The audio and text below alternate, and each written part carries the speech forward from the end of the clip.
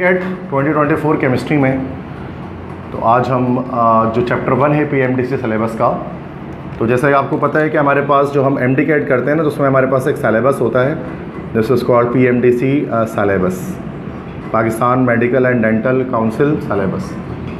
ठीक है, अब ये सिलेबस जो है ना वो 2024 में नया तो आया नहीं है, तो हम 2023 वाला सिलेबस ही फॉलो करेंगे इस साल भी, और सेम सिलेबस है 2023 में था भाई, 2024 में 2024 में।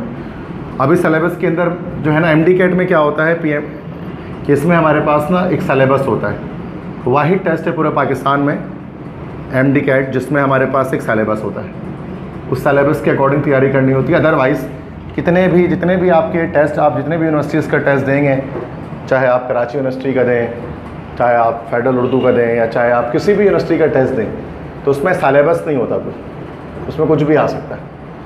सिर्फ जो है वो एमबीबीएस का टेस्ट ऐसा होता है, एमबीबीएस बीडीएस का, जिसमें हमारे पास एक सिलेबस है और उसी से अकॉर्डिंग तैयारी करनी पड़ती है। इस वजह से थोड़ा आसान हो जाता है ये।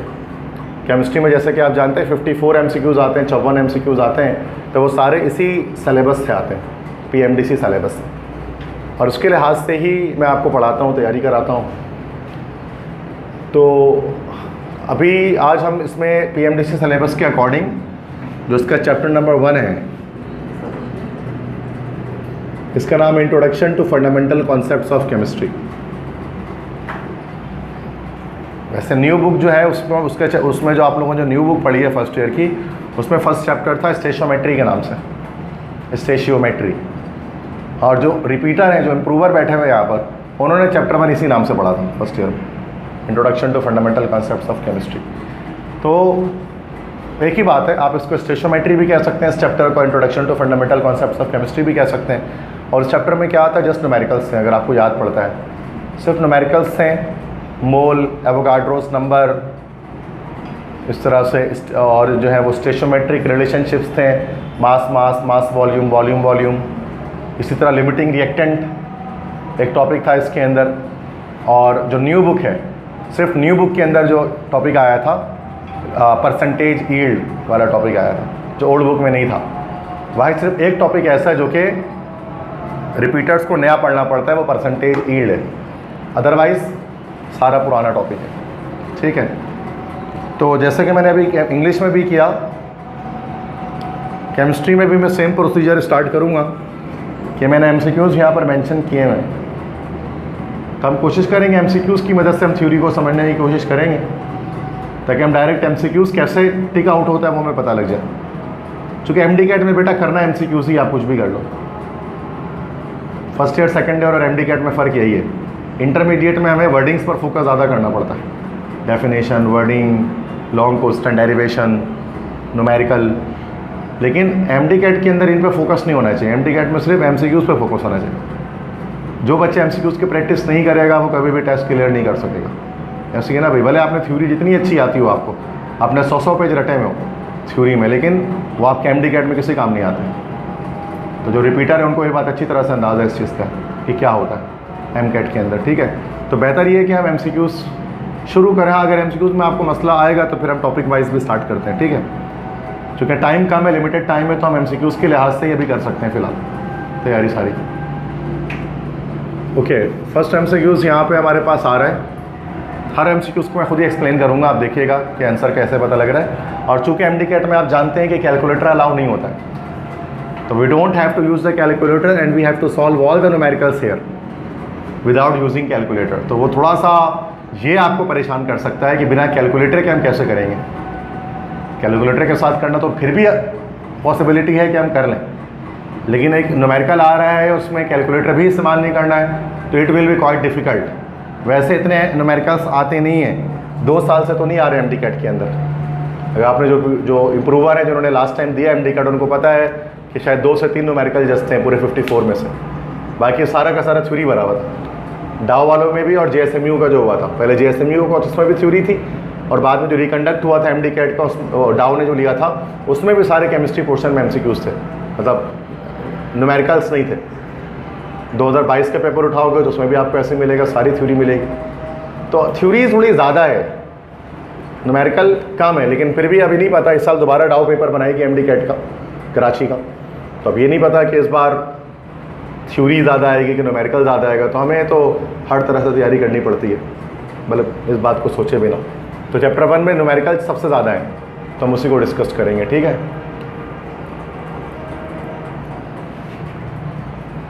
ओके, फर्स्ट MCQs है, तो ये फर्स्ट MCQs है, नंबरिंग नहीं हुई है, तो ये 1, ये 2 है और फिर ये 3 है, इस तरह से। 2 gram of oxygen at STP occupies the volume dash. 2 gram oxygen के STP पर कितना वॉल्यूम ऑक्यूपाई करता है। अब देखो, अब इसको बताना है अगर कि कितना वॉल्यूम ऑक्यूपाई करता है। फर्स्ट MCQs है, उसको मैं सॉल्व कर रहा हूँ। तो वॉल्यूम एट STP का फार्मूला होता है, कोई भी गैस कितना वॉल्यूम STP को ऑक्यूपाई करती है, इसका फार्मूला होता है मास over molecular mass multiply by 22.41, और ये आंसर आपका लीटर में या डेसीमीटर क्यूब में आ जाता है। ये वो फार्मूला है, आपने पढ़ा होगा वॉल्यूम निकालने के लिए। तो मास हमारे पास है 2 ग्राम, ऑक्सीजन गैस का मॉलिक्यूलर मास कितना हो जाएगा बेटा 32, और ये हो जाएगा 22.41 लीटर्स। अब ये 2 1 2 हो गया, और ये हमारे पास हो गया 16, ये हो जाएगा 22/16, ठीक है। 22.41/16 हो गया ये। अब इसको डिवाइड करेंगे, नियर वैल्यू तक पहुंच जाएंगे। अच्छा, भले हम एग्जैक्ट ना कर सकें, जहाँ तक पहुंचेंगे वहाँ तक पहुंच जाएंगे। तो ये 22.41 को डिवाइड करना है अब 16 से, तो 2 8 ज़ा 16, और ये 11.2 हो जाएगा ये, फिर 2 4 ज़ा 8, फिर ये 5.5 तक हो जाएगा ये, ठीक है। फिर 2 2 ज़ा 4, अब ये हो जाएगा कितना 5.5 का आधा कितना हो जाएगा, 2.5 तो नहीं होगा, 2.5 तो 5 होता है, 2.6 2.7 तक हो जाएगा। फिर ये 2 1 ज़ा 2, 2.7 का आधा कितना हो जाता है 1.4 तक इसके लगभग आ जाएगा। तो क्या आंसर हो जाएगा हमारे पास इसका 1.4 लीटर। मतलब हमें एग्जैक्ट आपने देखा कि हमने डिवाइड नहीं किया, क्योंकि देखो अब बाकी वैल्यूज देखो दूर दूर है, 2.8 11.4 3.2, तो हम खुद ब खुद आंसर देख करना हम करेक्ट वैल्यू तक पहुंच जाते हैं। तो चूंकि कैलकुलेटर इस्तेमाल अगर करना होता ना, तो यहीं पे हमारा 1 सेकंड बाद आंसर आया था, लेकिन ये 22.41 डिवाइड बाय 16 करने के लिए हमने ऐसे डिवाइड किया। क्लियर है। तो ये फर्स्ट न्यूमेरिकल इस फर्स्ट फार्मूले से बना, दिस इज मोलर वॉल्यूम। किसी भी गैस का अगर वॉल्यूम निकालना है STP पर, तो इस फार्मूले से निकल सकता है। क्लियर है भाई, समझ में आ गया सबको फर्स्ट MCQs। सेकंड क्या कह रहे हैं, 7.5 gram of a gas occupies 5.6 litres at STP, the gas is dash.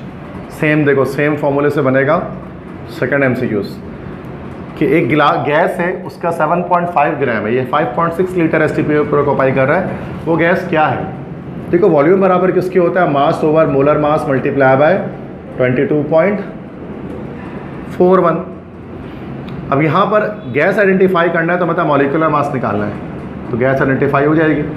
तो मॉलिक्यूलर मास बराबर किसके हो जाएगा, मास ओवर वॉल्यूम मल्टीप्लाई बाय 22.41। मास कितना है भाई 7.5, वॉल्यूम कितना है 5.6 मल्टीप्लाई बाय 22.41, ठीक है। अब कैसे डिवाइड हो जाएगा ये 5 1 ज़ा 5 हो जाएगा, समझ जाओ, और ये 4 से हो जाएगा, 4 ज़ा 22.41, ठीक है। तो हम पॉइंट को नहीं ले रहे हैं, हम होल में भले कर लें, 5 4 ज़ा 20 के हिसाब से कर लें, टेंशन नहीं लो। अब ये 7.5 को 4 से मल्टीप्लाई करेंगे, तो 7.5 को 7 को 4 से मल्टीप्लाई करेंगे तो कितना आ जाएगा 28 में फिर प्लस भी हो जाएगा। 28 का 7.5 को 4 से करें तो 7 का आधा कितना हो जाता है, दैट इज 3.5, तो 3.5, तो 28 29 30 31 के आसपास मतलब। अब देख लेते हैं CO कितना हो गया 28, C2H का कितना हो गया 12, तो 24 और 6 30, ठीक है। CO2 कितना हो गया 44, N2 कितना हो गया 28 + 16, 28 और 16 कितना हो गया 6 6 12 14 2 3 4 44, तो करीब करीब कहाँ पहुँच रहे हैं हम C2H6 में पहुँच रहे हैं इसके मॉलिक्यूलर मास में। तो यहाँ पर क्या सवाल था कि हमसे कहा गया कि 7.5 ग्राम में गैस का 5.6 लीटर ऑक्यूपाई करता है STP पर, तो बताए वो गैस क्या होगा। तो हमने ये फार्मूला लगाया वॉल्यूम एट STP का, और यहाँ से मॉलिक्यूलर मास निकाल कर हम 31 तक पहुँच गए करीब करीब। अब हमने देखा कि 31 के करीब किसका मॉलिक्यूलर मास आ रहा है, तो ये C2H6 मतलब इथेन का आ रहा है, तो इथेन करेक्ट आंसर। समझ में आया कैसे किया मैंने ये? तो विदाउट कैलकुलेटर आप देख सकते हैं, मेरे पास भी कैलकुलेटर नहीं है और हम उसके बिना आंसर्स को सॉल्व कर रहे हैं। और मुश्किल नहीं है, मतलब आपको एग्जैक्ट वैल्यू तक नहीं जाना है, आप नियर वैल्यू तक पहुँचो, खुद ब खुद आंसर सामने, क्योंकि 4 ऑप्शन पड़े हुए हैं ना, करीब करीब जो आ रहा होगा उस पर टिक मार देंगे। मतलब कोई वो थोड़ी न्यूमेरिकल थोड़ी ना कर रहे हैं जो आप इंटर में कर देते हैं कि कैलकुलेटर ज़रूरी है। इसमें तो 4 ऑप्शन है, तो एक के करीब करीब पहुँच जाएंगे किसी एक के, और जैसे मैं पहुँच रहा हूँ आप भी पहुँच सकते हैं। थर्ड क्वेश्चन है 50 gram of calcium carbonate was completely burn in air, what is the weight in gram of calcium oxide residue. ये थर्ड क्वेश्चन है, कह रहे हैं 50 ग्राम कैल्शियम कार्बोनेट का कम्प्लीटली बर्न कर दिया गया इसको एयर में, हवा में जला दिया। कैल्शियम कार्बोनेट मतलब CaCO3, इसको जला दिया, कम्प्लीटली जला दिया, 50 ग्राम लिया, पूरा जला दिया। जलाने पर क्या हुआ है कि बताएं कितना वेट बनेगा ग्राम में कैल्शियम ऑक्साइड का। अब देखो इसका रिएक्शन क्या होता है, CaCO3 है ना, कैल्शियम कार्बोनेट को जब जलाते हैं तो आपने पढ़ा होगा ये लाइमस्टोन के डिकम्पोजिशन से कैल्शियम ऑक्साइड और कार्बन डाइऑक्साइड बनता है, सही है। तो 100 ग्राम, ये तो 100 आता है ना, 100 ग्राम से कितना बनता है हमारे पास, 40 + 16 56 ग्राम हमारे पास कैल्शियम ऑक्साइड बनता है। ये तो इक्वेशन से पता लग रहा है। और सवाल में क्या कह रहे हैं, 50 ग्राम से कितना बनेगा, तो अगर 50 ग्राम से कितना बनेगा, आधा हो गया ना इसका, तो इसका भी आधा कर दो। 56 का आधा कितना होता है, 28 होता है। तो क्या 28 ग्राम आंसर में है कहीं लिखा हुआ? तो इसी को हम कहते हैं, ये जो रिलेशनशिप हमने लगाई इसको आप लोगों ने पढ़ा होगा किस नाम से, मास मास। ये मास मास रिलेशनशिप कहलाती है, मास गिवन है और मास रिक्वायर्ड। तो बहुत बेसिक मैंने शॉर्टकट तरीके से आपको बताया कि कैसे करना है, कोई कैलकुलेशन नहीं की। बस हमने देखा कि 100 का आधा 50 है तो 56 का आधा 28। मतलब ज़रूरी नहीं है कि आप पूरा बैठ के उसको इंटर की तरह सॉल्व करें, आधा घंटा लगाएं इस पर, ये विदिन सेकंड्स आंसर आ सकता है। तो ये शुरू के जो 2 क्वेश्चन थे मोलर वॉल्यूम से थे, थर्ड क्वेश्चन जो हमारा था वो मास मास से था। समझ में आया सबको कैसे आंसर लाया मैंने? ये आसान क्वेश्चंस नहीं है, बहुत ज़्यादा आसान, ये टिपिकल क्वेश्चंस ही हैं, लेकिन आप देखें कि मैं सॉल्व किस तरह कर रहा हूँ, क्या ट्रिक है हर सवाल को सॉल्व करने की। ठीक है, तो हर सवाल इसमें कैलकुलेशन, मेरे को 3 सवाल किया, तीनों में कैलकुलेशन किए मैंने। कोई ऐसा नहीं था कि 1 सेकंड में ठक से टिक लगा के चले गए आगे। तो ये चैप्टर 1 इसी पर बेस करते हैं, इसलिए मैंने चैप्टर 1 ही स्टार्ट किया, ताकि थोड़ा सा हम टफ से स्टार्ट लें, न्यूमेरिकल टाइप के, ताकि विदाउट कैलकुलेटर आप कैलकुलेशन फिजिक्स में, केमिस्ट्री में, दोनों सब्जेक्ट में कर पाएँ। तो फिजिक्स में भी आता है ये न्यूमेरिकल वगैरह, तो उसमें क्लियर है भाई यहाँ तक बात? आगे बढ़ें। अब ये क्वेश्चन 3 के बाद देखो नंबर लाना मैं भूल गया, तो मैं नंबर खुद ही डाल देता हूँ, 4 5 6, 3 सवाल और कर दें, ठीक है। 3.5 कैसा है देखो, 7.5 को 4 से मल्टीप्लाई करना था, तो मैंने 7 को मल्टीप्लाई कर दिया 4 से, 4 से मल्टीप्लाई किया तो क्या हो, 78 हो गया। अब 0.5 सिर्फ रह गया, उसको 4 से, मतलब 7.5 है ना, मतलब अब 7 का आधा मतलब 3.5, उसको 4 से मल्टीप्लाई करना था। 1 मिनट, सॉरी, 1 से 4 से 4 को 7 से मल्टीप्लाई करते हैं 28 हो गया। फिर ये 4 को मल्टीप्लाई करना था 0.5 से करना था, अच्छा सॉरी, तो 0.5 से करना तो 2 आ जाएगा ना, 2 आएगा, सॉरी 30, तो वो 30 आ रहा है, एग्जैक्ट आ रहा था फिर, सही, सॉरी गलत कर दिया मैंने, 2 आता है ना फिर वो, तो 28 + 2 हो जाता है, सही। तो 30 ही आ रहा था उसमें, आपने देखा था ना C2H6 का, तो एग्जैक्ट कर हम पहुंच गए थे आंसर पर, वरना 31 भी आता तो नियर तो पहुंच ही गए थे, आंसर तो सही था। हमें तो मतलब आंसर से कि आंसर सही आ रहे कि नहीं आ रहे, अब वो भले नियर हो कि एग्जैक्ट हो, क्या फ़र्क पड़ता है, सही बात है। तो मेरी कैलकुलेशन भी इतनी अच्छी नहीं है, इसलिए मैं आपको बता रहा हूँ कि आप भी कर सकते हो, जैसे मैं भी इस तरह की छोटी बहुत गलतियाँ कर जाता हूँ कैलकुलेशन करते हुए, बट तो जब मैं कर पा रहा हूँ तो आप तो कर ही पाओगे, कोई मसला थोड़ी ना। क्वेश्चन 4 देखें, from the complete decomposition of 20 gram calcium carbonate at STP the volume of CO2 obtained is dash. अब देखो ये जो रिलेशनशिप हमारे पास क्वेश्चन 4 में आ रही है, इसको हम लोग पता है क्या बोलते हैं, मास वॉल्यूम। क्यों? मास गिवन है और पूछ क्या रहे हैं आपसे, वॉल्यूम। सेम इक्वेशन है, हर सवाल को देखो सॉल्व भी पूरा मैं करूँगा, सेम इक्वेशन है, कैल्शियम कार्बोनेट लिया, इसको जब कंबस्टन करेंगे तो क्या बनेगा, कैल्शियम ऑक्साइड और कार्बन डाइऑक्साइड। ये लाइमस्टोन की डिकम्पोजिशन है, बहुत फेमस। अब क्या करना है बच्चों, ये 100 ग्राम से कितना बन रहा है, कार्बन डाइऑक्साइड 44 ग्राम बन रहा होता है, तो 20 ग्राम से कितना बनेगा। अब देखो, अब ये हम x लिख देते हैं अब इसको, अब डायरेक्ट नहीं कर पाएंगे तो x ग्राम। अब ये रेशो मेथड आपने पढ़ा होगा रेशो के थ्रू, तो 100:44 इज इक्वल टू 20:x। ये हो जाएगा 100/44 is equal to 20/x। Cross multiply करेंगे, 100x equal to 20 into 44, x बराबर हो गया 20 इंटू 44/100। ठीक है, अब कैलकुलेशन कर लेते हैं। 20 1 ज़ा 20 और 20 5 ज़ा 100।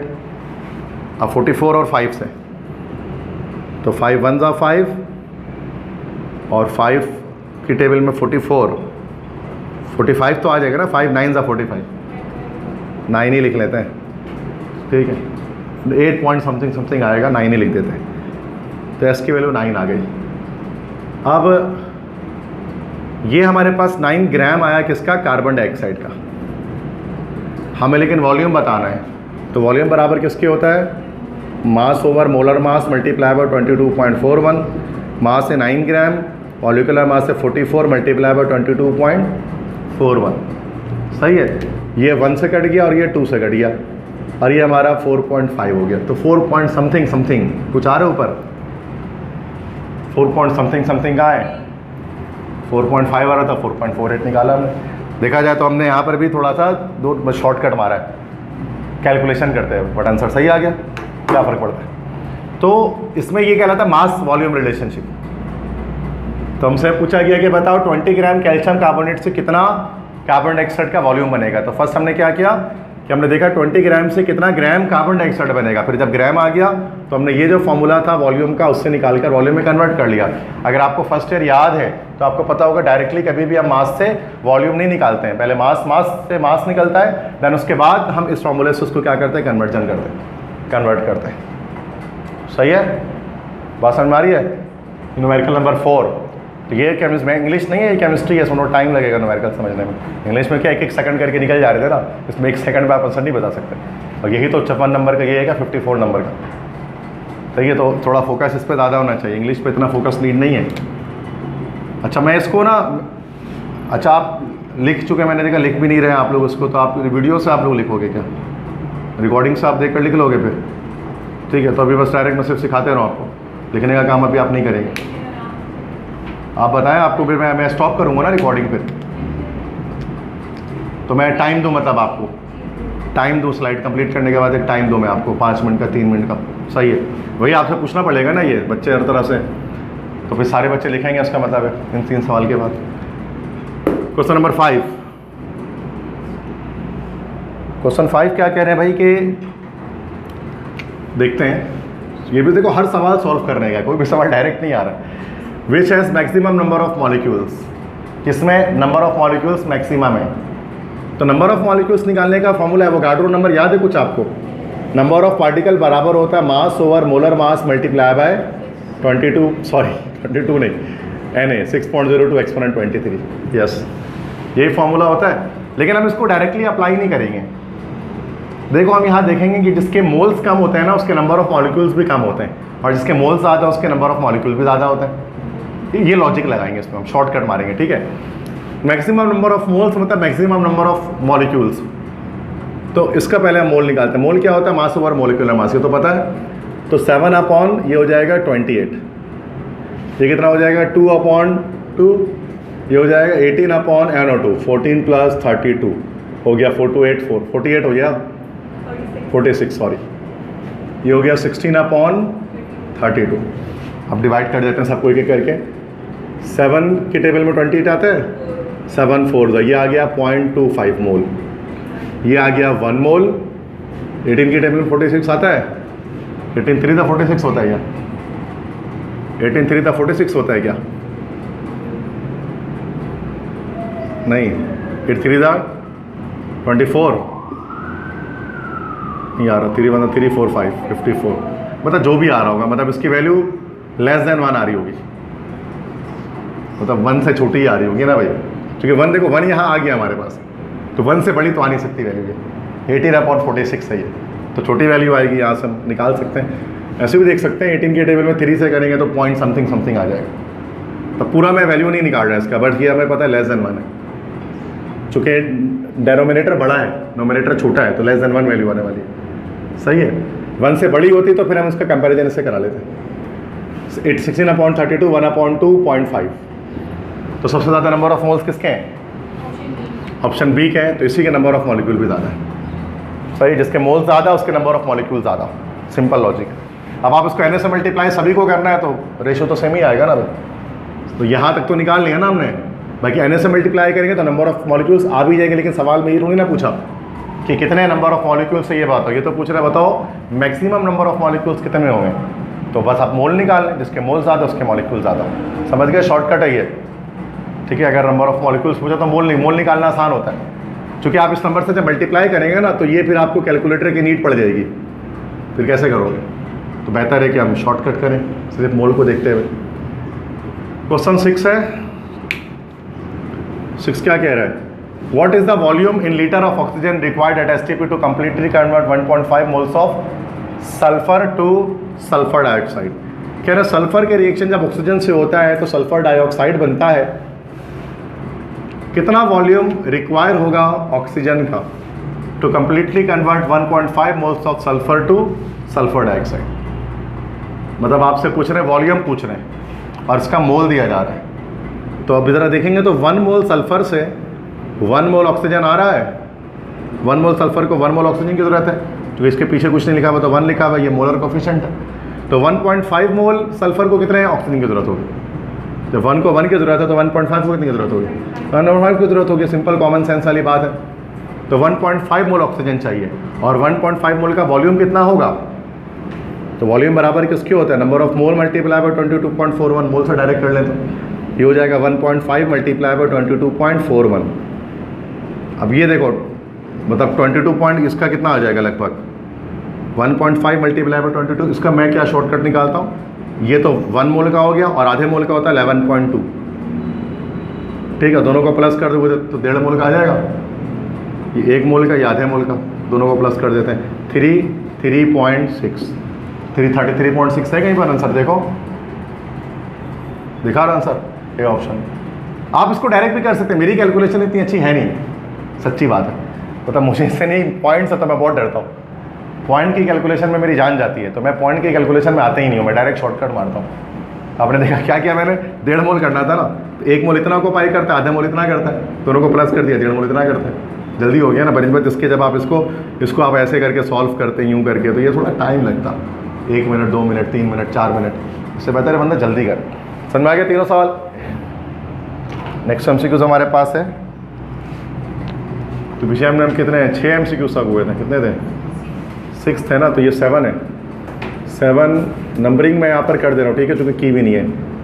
7 8 9 ओके। 7th है, which of these samples of gas contains the same number of atoms as 2 gram of hydrogen.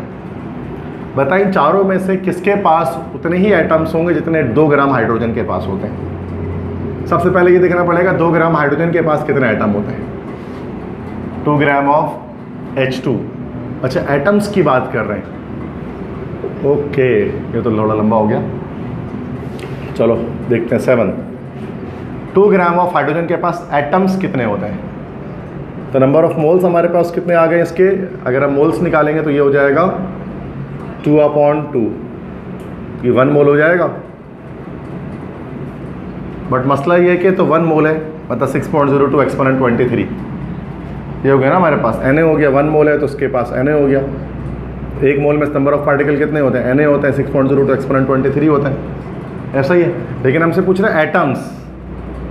तो एक मॉलिक्यूल में कितने एटम है हाइड्रोजन के? 2 एटम होंगे, तो इसको हम 2 से मल्टीप्लाई कर देंगे तो कितना हो जाएगा? 2Na। कितने एटम्स? अगर हम इसको सॉल्व कर ले तो 2 मल्टीप्लाई बाय 6.02 एक्सपोनेंट 23 एटम्स, मतलब 1.204 exponent 24 atoms.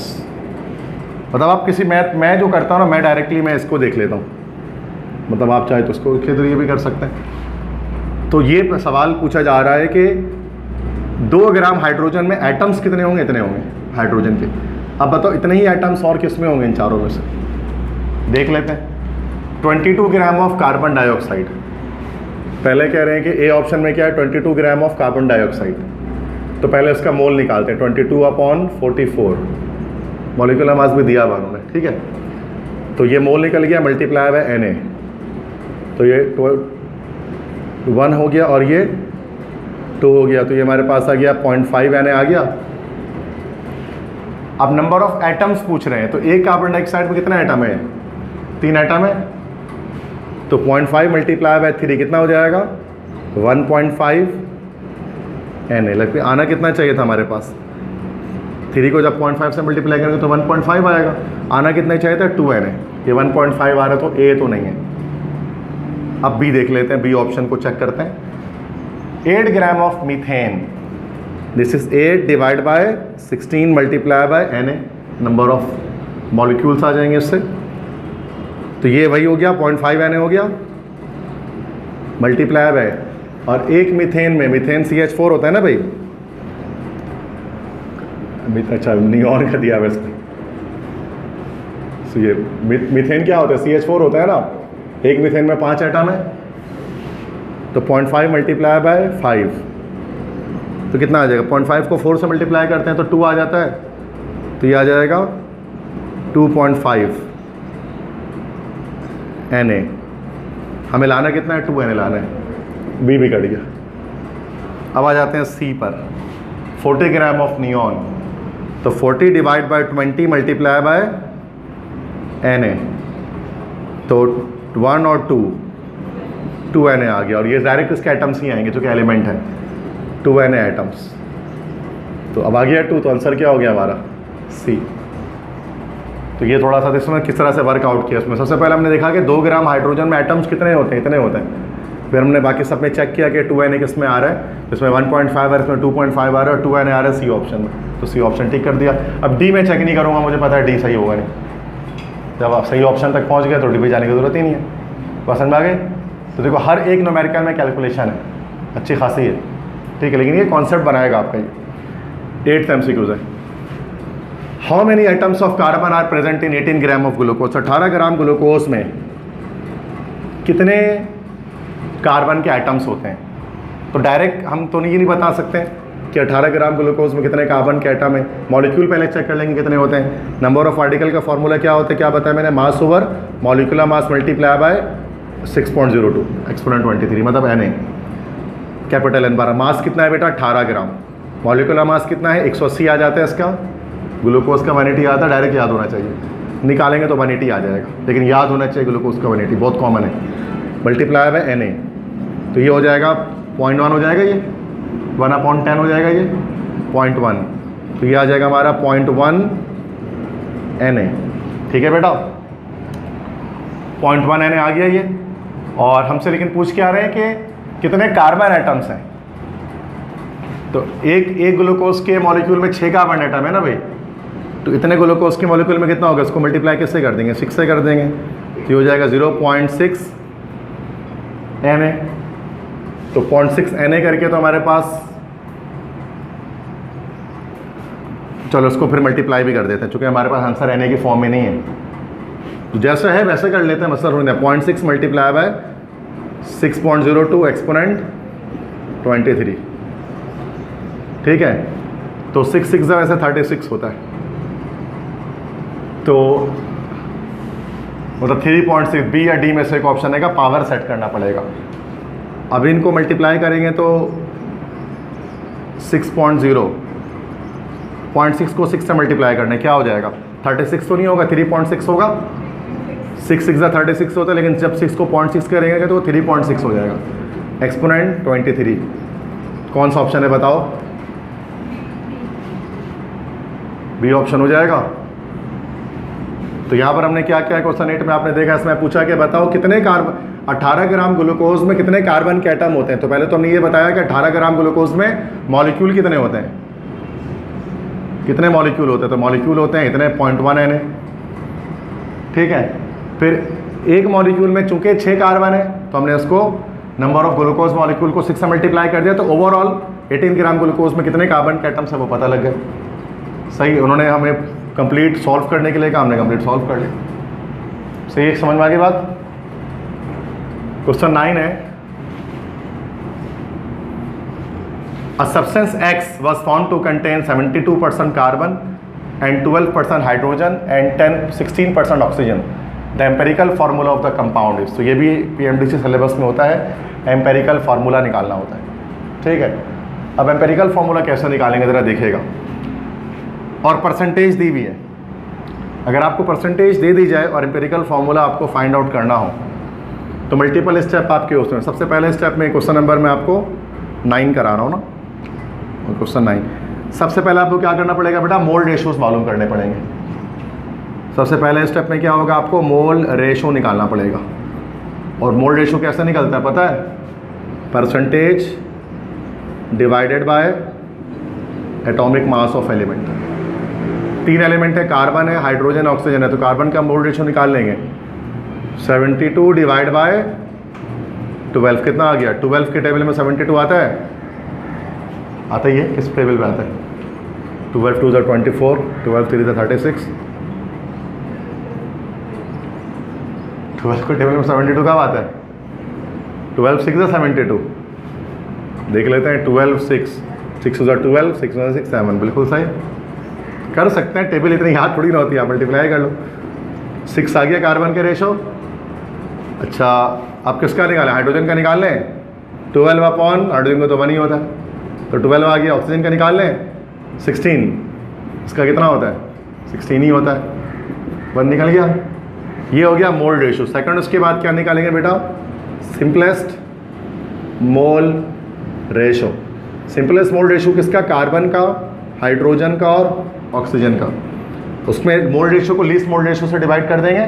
Least mole ratio कौन सा है यहाँ पर है, तीनों में से लीस्ट 1 है, तो 6 डिवाइड बाय 1, 12 डिवाइड बाय 1 और 1 डिवाइड बाय 1, तो ये 6:12:1 ये आ गया। तो एम्पिरिकल फार्मूला हमारे पास क्या आ गया,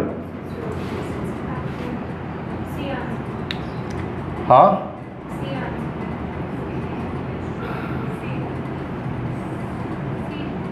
हाँ, लेकिन एक चीज़ याद रखिएगा, मोल रेशो से अब हमारे पास एटॉमिक रेशोज आते हैं ना, हम उसको फर्दर सिंप्लीफाई कर सकते हैं। चलो नहीं करते हैं, हटाओ। 1 के टेबल से नहीं कट रहा ना, ये तीनों एक टेबल से तो नहीं कट रहा ना, वैसे तीनों नहीं कट रहा ना, तो C6H12O1 क्या आ गया आंसर, समझ में आ गया बेटा। तो उसका मतलब अगर परसेंटेज दिया जाए और आपसे एम्पेरिकल फार्मूला निकालने को कहा जाए उस कंपाउंड का, तो सबसे पहले आप मोल रेशो फाइंड आउट करेंगे, फिर simplest mole ratio find out करेंगे, तो आपके पास क्या आ जाएगा, एम्पेरिकल फार्मूला आ जाएगा। समझ गए ये तीनों। ओके, कुछ MCQs और आ रहे हैं। कहाँ 9 तक हो गए थे ना हमारे, 9 तक हो गया, तो मैं नंबर डाल लेता हूँ 10, ये 11 और ये 12 13, 4 सवाल आ रहे हैं स्लाइड में। 10 क्या है, सोडियम अजाइड NaN3, ये कंपाउंड का फॉर्मूला दिया हुआ है, is made for used in car air bags. तो ये कुछ बता रहे हैं इसके बारे में। When this compound is heated to 200 degree centigrade, it rapidly decomposes into its elements. Watch which volume of gas at 0 degree centigrade and 1 atm pressure would be produced by the decomposition of 2 moles of sodium azide। ये equation दी हुई है और कहा जा रहा है, बताएं 2 मोल sodium आइजाइड अगर आप लेंगे तो उससे कितना वॉल्यूम बनेगा नाइट्रोजन गैस का। तो मोल से आपको वॉल्यूम निकालना है, बहुत बेसिक सवाल है। ऐसे ही पता लग रहा है 2 मोल से कितना बन रहा है, 3 मोल बन रहा है। सवाल में 2 मोल ही बोला ना भाई, तो इक्वेशन ही बता रहे कि 2 मोल सोडियम आजाइड लेंगे तो 3 मोल नाइट्रोजन गैस हमारे पास आएगा। लेकिन मोल नहीं पूछ रहा हमसे, क्या पूछा कि बताओ वॉल्यूम कितना आएगा, वॉल्यूम ऑफ गैस।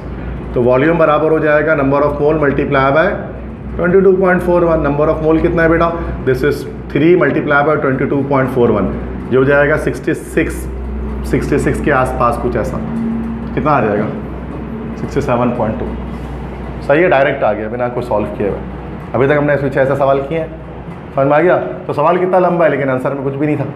वो कहानी सुना रहे ऊपर आपको, सोडियम आजाइड होता है, कार बैग में यूज़ होता है, जब है ना कार बैग्स होती हैं ना जो एक्सीडेंट के वक्त खुल जाती हैं, तो उसमें सोडियम आजाइड कह रहे होता है। तो फ़ौरन से रिएक्शन करके गैस बनती है वो नाइट्रोजन गैस, फिर एयर बैग खुल जाता है तो इंसान के जो सर है वो टकराता नहीं है सामने कार से। तो उसी के बारे में बता रहे हैं। तो 11 है the empirical formula of organic compound is CH3O।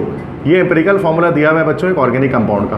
What other information is needed to work out its molecular formula.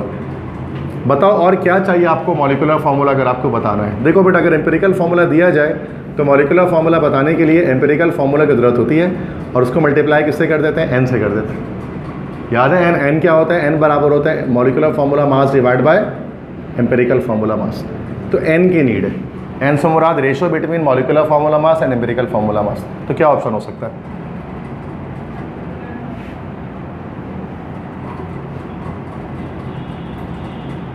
हाँ, तो देखो एम्पेरिकल फार्मूला मास तो यहाँ से आ जाएगा, तो मॉलिकुलर मास हमें पता होना चाहिए। तो किस चीज़ की नीड है? D, the relative molecular mass of compound. सही है। तो ये न्यूमेरिकल नहीं था, ये जैसे एक थ्योरेटिकल सवाल था।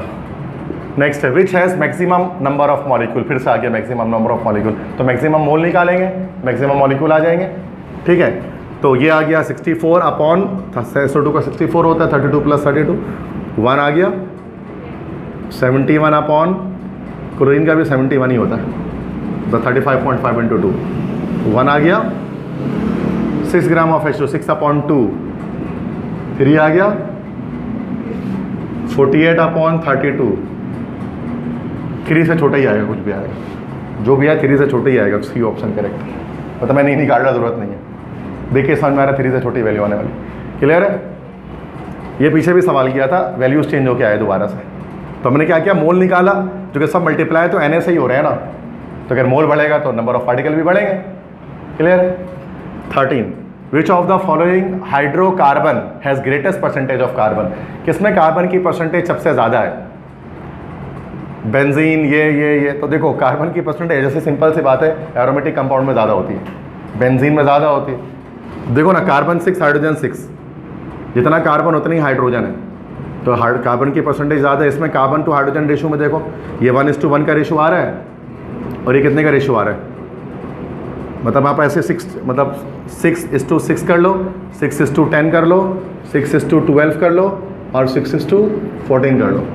अब ये 1:1 आ गया, ये आ गया 2 कटेगा किसी टेबल से, ये 3:5 आ गया, ये 3:6 आ गया, बल्कि डायरेक्ट 6 से 1:2 आ गया और 2 3 6 3:7 आ गया।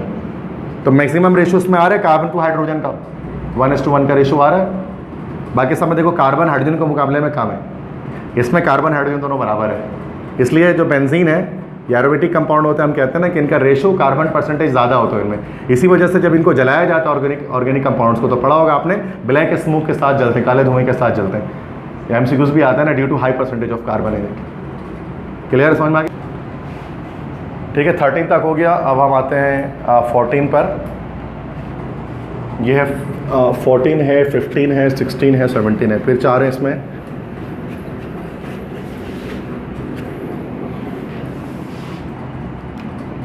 तो ये क्वेश्चन 14 है, फिर ये हमारा 15 है, ये हमारा 16 है, ये हमारा 17 है।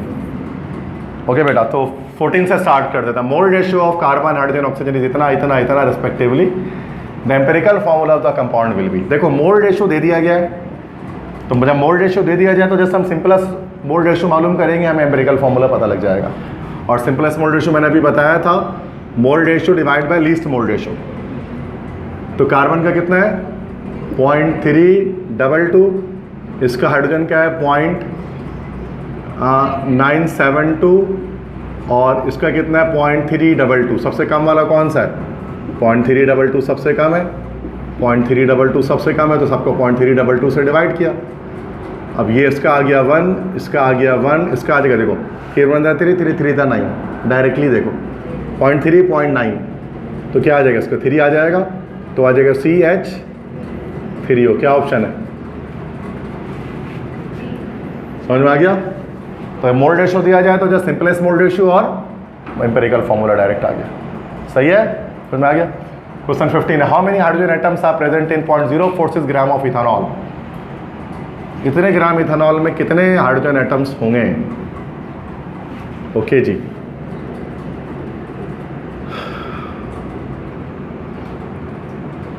उसका क्या तरीका निकलेगा। हाइड्रोजन के एटम्स पूछ रहे हैं इतने इथेनॉल में। चलो पहले हम मॉलिक्यूल निकाल लेते हैं कितना है। नंबर ऑफ पार्टिकल बराबर हो गया मास over molar mass into Avogadro's number 0.046 divide by 46। ठीक है, 46 निकलेगा। इसका डायरेक्टली याद है मुझे तो 24 + 5 + 16 + 1 46 मल्टीप्लाई बाय 6.02 एक्सपोनेंट 23। तो ये नंबर ऑफ मॉलिक्यूल्स आएंगे इससे। ठीक है, अब इसको डिवाइड करेंगे। अब डिवाइड करने का तरीका देखो, अगर ये 46 और 46 होता ना अगर, तो हम 1 आंसर आ जाता, और 0.46 होता तो 0.1 आ जाता, 0.046 है तो 0.01 आएगा। समझ में आ रही है बात। अगर ये सिर्फ 46/46 होता ना तो ये आंसर निकल कर आता 1, इस दोनों के डिवाइड का। 0.046 होता तो 0.1 आता, 0.46 होता तो 0.1 आता, 0.046 है तो 0.01 आएगा। तो ये हो जाएगा 0.01 मल्टीप्लाई बाय 6.02 एक्सपोनेंट 23। अब सिर्फ 0.01 का क्या मतलब है, 10 की पावर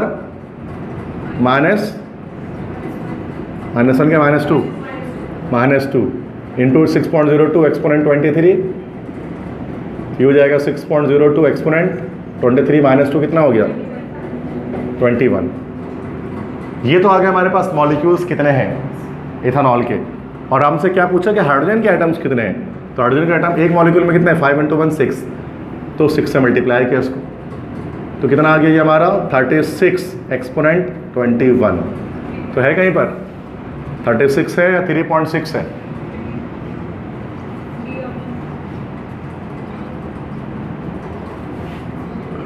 थ्री 3.6 आएगा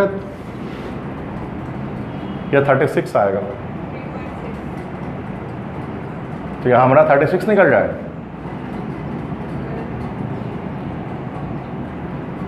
गलती तो नहीं कर दी कहीं,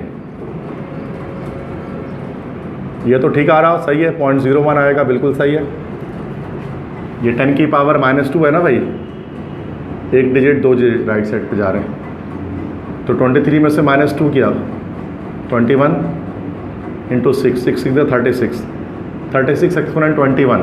ये इसके पॉइंट नहीं होना चाहिए आपके, डी ऑप्शन सही है। ठीक है, तो सबसे पहले हमने निकाला कि 0.046 ग्राम इथेनॉल में इथेनॉल के मॉलिक्यूल कितने होते हैं, फिर इसको मल्टीप्लाई किससे कर दिया 6 से कर दिया, तो हमें पता लगा कि हाइड्रोजन के एटम्स कितने। सही है। तो जो बिना कैलकुलेटर की कर रहे हैं इसलिए थोड़ा सा लेंथी हो जा रहा है कैलकुलेशन, अदरवाइज वरना आपको पता है 3 लाइन में आंसर ला सकते थे इसका। 16 है, which of the following relations give the value of n। n मैंने आपको क्या बताया, molecular formula mass divide by empirical formula mass. तो क्या हो जाएगा, बी ऑप्शन हो जाएगा। ये तो सिंपल है, थ्योरी है। 17 है, which of the following pair of species has the same percentage composition. किसकी परसेंटेज कंपोजिशन सेम होगी। ओके, परसेंटेज मतलब रेशोज।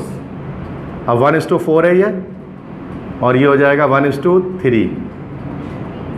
ये नहीं है, 1:1 1:1 बी ऑप्शन करेक्ट। उससे क्लियर है। तो ये स्टेशोमेट्री के एमसीक्यूज़ हैं, जो स्टेशोमेट्री हमने पढ़ लिया है ओवरऑल। तो उसके एमसीक्यूज़ भी देखते हैं, थोड़ा टफ भी हैं। मैंने तो बड़े आसान कराए थे आपको, इसमें थोड़े टफ एमसीक्यूज़ मिलेंगे आपको, आपने पीडीएफ में देखा होगा, तो थोड़े मुश्किल होते हैं। तो देखते हैं, इसको सॉल्व करते हैं।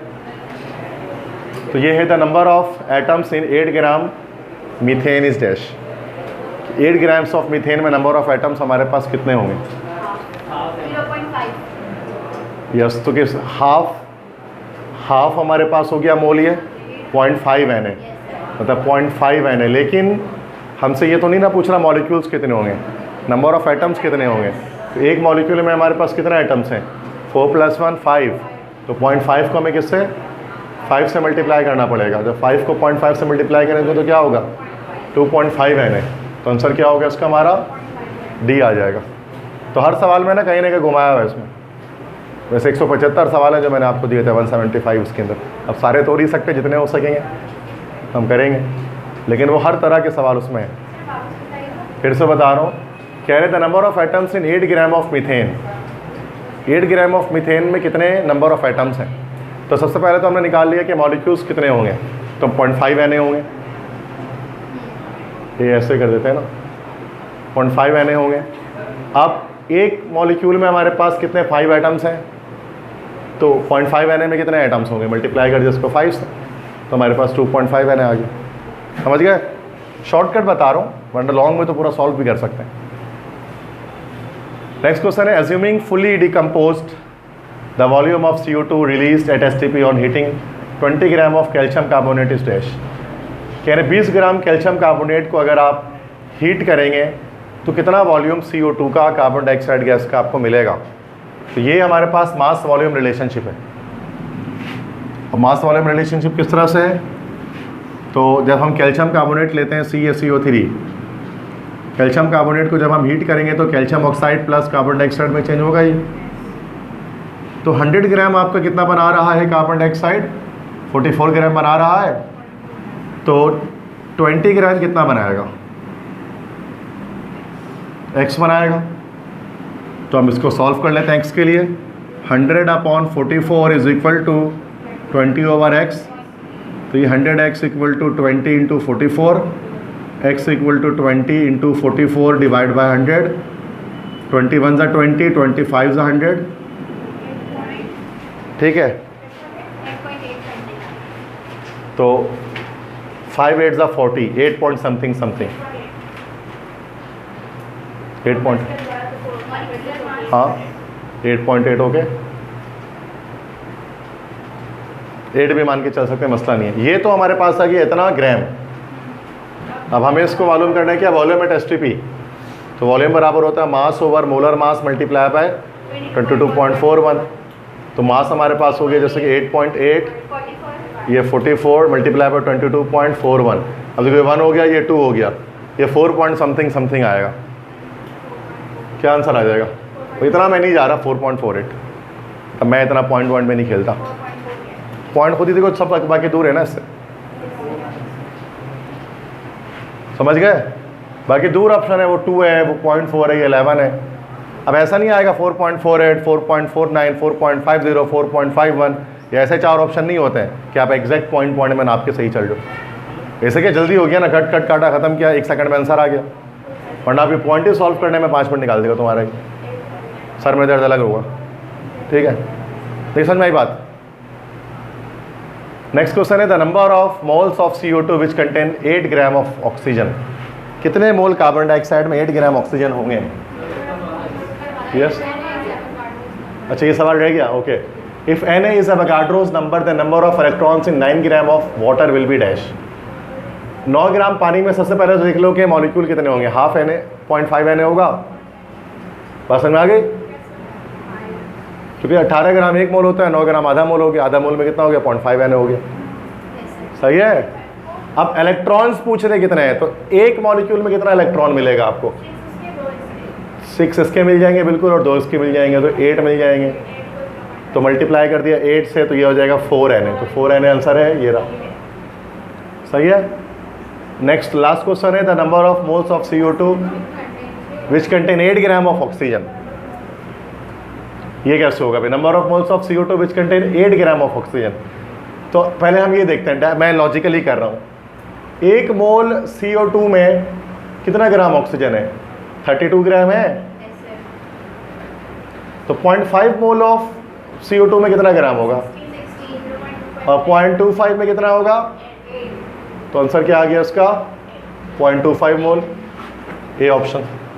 लॉजिकली सॉल्व कर रहा हूँ मैं, कैलकुलेशन के बिना, ठीक है ना। कैलकुलेशन से भी कर सकते हैं, समझ में आ गया? ये मोल रिलेशनशिप लगेगी इसमें पूरा, मतलब इसमें मोल मतलब मास, मोल मतलब पहले मास लगेगा, फिर उससे मोल में कन्वर्ट किया जाएगा, देन उसके बाद फिर लंबा हो जाएगा थोड़ा सा। शॉर्ट मारो ना, वजह शॉर्ट, जब तरीका समझ में आ गया ना कैसे करना है, ठीक है। तो MCQ के शॉर्ट में ही करना चाहिए, वरना थ्योरी और उसमें फ़र्क ही नहीं रहेगा एप्टीट्यूड में। नेक्स्ट क्वेश्चन देखें, इसमें 3 सवाल है इस स्लाइड पे, MCQs है तीनों।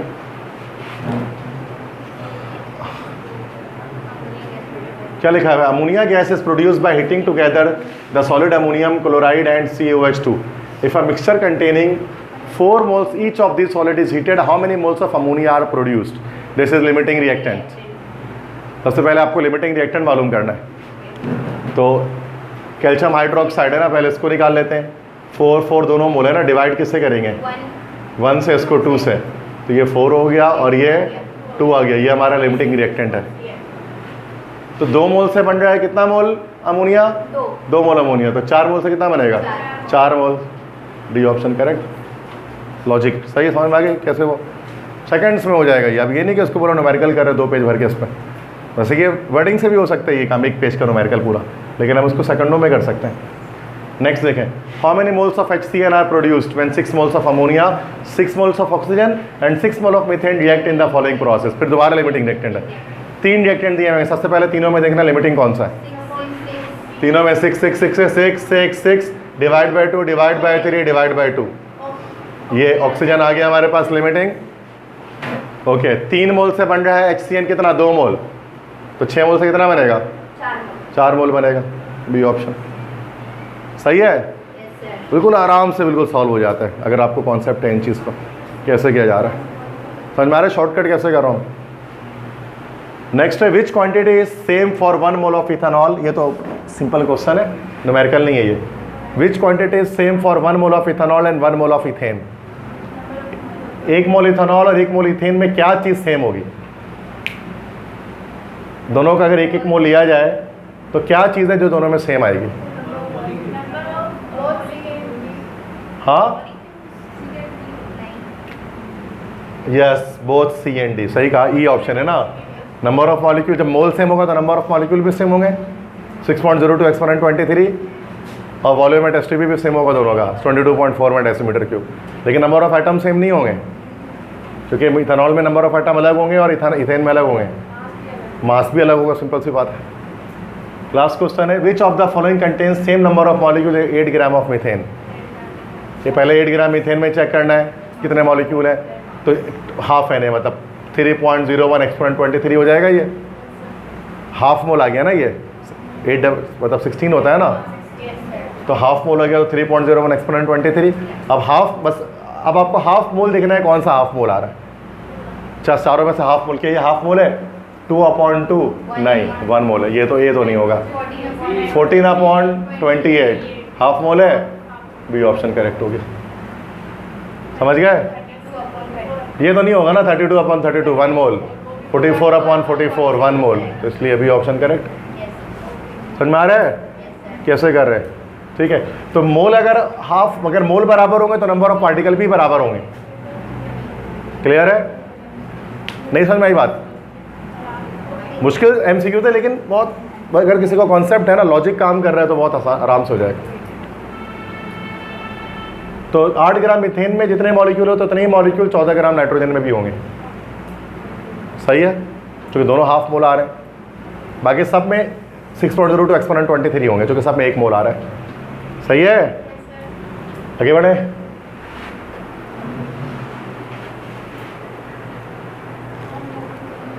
नेक्स्ट क्वेश्चन है how many moles of aluminium can be extracted from 51 gram of Al2O3।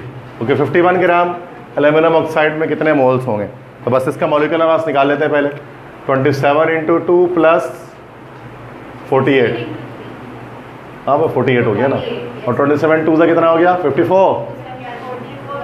54 और 48, 8 4 12, 4 और 1 5, 102। क्या 102 का आधा है ये? Half mole. हाफ मोल नहीं हो, हाफ मोल बी। हाफ, एक मिनट। अच्छा aluminium can be extracted from, okay सवाल कुछ और किया ये। 51 ग्राम एल्यूमिनियम ऑक्साइड से ओके कितना मोल एल्यूमिनियम का एक्सट्रैक्ट कर सकते हैं? हो जाएगा, इतना मसला नहीं, रुक जाओ। ओके मतलब ये हमने बहुत चीज़ थोड़ी ना निकालनी थी। इसको लॉजिक सॉल्व करते हैं। देखो कह रहे बताओ 51 ग्राम एल्यूमिनियम ऑक्साइड में कितना मोल एल्यूमिनियम का होगा। ठीक है, तो मोल्स की बात कर रहे हैं। तो ये गया 102 ना, तो 102 को 2 से मल्टीप्लाई किया तो 204 ग्राम से हमें, या हम इसको डायरेक्ट मोल में कन्वर्ट कर दें, हाफ मोल कर लेना उसको। मतलब 2 मोल डायरेक्ट भी कर सकते हैं, डायरेक्ट कर लेते हैं। 2 मोल से 4 मोल निकल जाए तो ये हमारे पास आ कितना रही, हाफ मोल है ना ये, दिस इज 0.5 मोल। तो अच्छा 1 मोल से कितना निकलेगा, ऐसे ही 1 मोल से कितना 2 मोल निकलेगा, और हाफ मोल से कितना निकलेगा, तो 1 मोल आंसर हो गया इसका। ये ऑप्शन सही है, ऐसे बनेगा। तो ये इक्वेशन से बन रहा था कि जब हम इसको डिकम्पोज करेंगे तो कितना एल्यूमिनियम एक्सट्रैक्ट होगा, तो इस हवाले से। तो कभी बार सोचना पड़ता है कि क्या मेथड आएगा इसका, तो मतलब समझ गए। तो उसमें सबसे पहले हमने ये इसको 51 ग्राम, इसका तो 0.5 मोल आ गया ना ये, तो 2 मोल से 4 मोल बन रहा है, तो आधे मोल से 1 मोल बनेगा। अब डायरेक्ट आप सुरेशो मेथड लगा सकते हो, हाँ इस तरह से। तो मैं तो ऐसे आधा आधा कर चुकी, मुझे पता है ये मल्टीपल्स में काम हो रहा है, मल्टीपल में बढ़ रहा है, हर सवाल ऐसा मल्टीपल में काम हो रहा है, मल्टीपल में बढ़ रहा है, इसलिए मैं ऐसे ही करता हूँ, इससे कॉन्सेप्ट भी क्लियर हो जाता है। ठीक है, नेक्स्ट देखें, 1 mole of each of following compound is burnt in excess of oxygen, which compound will produce 3 moles of CO2 and 3 moles of steam। अब देखिए ये भी थोड़ा सा वर्कआउट करने वाला सवाल है। कह रहे हैं कि इनमें से हर 1 mole each of the following compound is burnt in excess of oxygen, इनमें सबके 1 मोल जलाए गए। तो बताए कौन सा कंपाउंड 3 मोल कार्बन डाइऑक्साइड और 3 मोल स्टीम प्रोड्यूस करेगा, H2O। जो कोई भी ऑर्गेनिक कंपाउंड जलाते हैं कार्बन डाइऑक्साइड और वाटर बनता है, ये तो रूल है। अगर हम C3H8 को जलाते हैं, अब C3H8 को जब जलाया जाए, कंबशन की जाएगी उसकी, सब में इक्वेशन बनेगी, कार्बन डाइऑक्साइड और वाटर बन रहा है। अब बैलेंस करें, फिर उसके बाद बैलेंस कर लेंगे, ये 3 आ जाएगा, H8 है ना, यहाँ पर 4 आ जाएगा, 3 to the 6, 6 + 4 10, तो यहाँ पर 5 आ जाएगा। तो ये तो 3 मोल कार्बन डाइऑक्साइड दे रहा है, लेकिन 4 मोल दे रहा है स्टीम का, ये तो A तो नहीं है। अब देखते हैं C3H7OH, अब एक एक करके सबको देखना पड़ेगा वरना नहीं समझ में आएगा। CO2 + H2O, अब इसमें देखते हैं 3 कार्बन तो 3 कर दिया, हाइड्रोजन 7 है,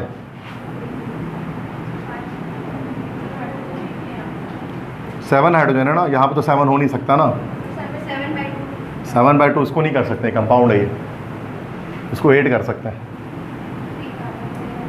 तो इसका मतलब यहाँ पर इस दूसरी तरह से बैलेंस करेंगे तो 7 आ गया ना, C3H7, अच्छा OH है ना, सॉरी H कहाँ लिखा, ये तो बताओ अल्लाह के बंदो।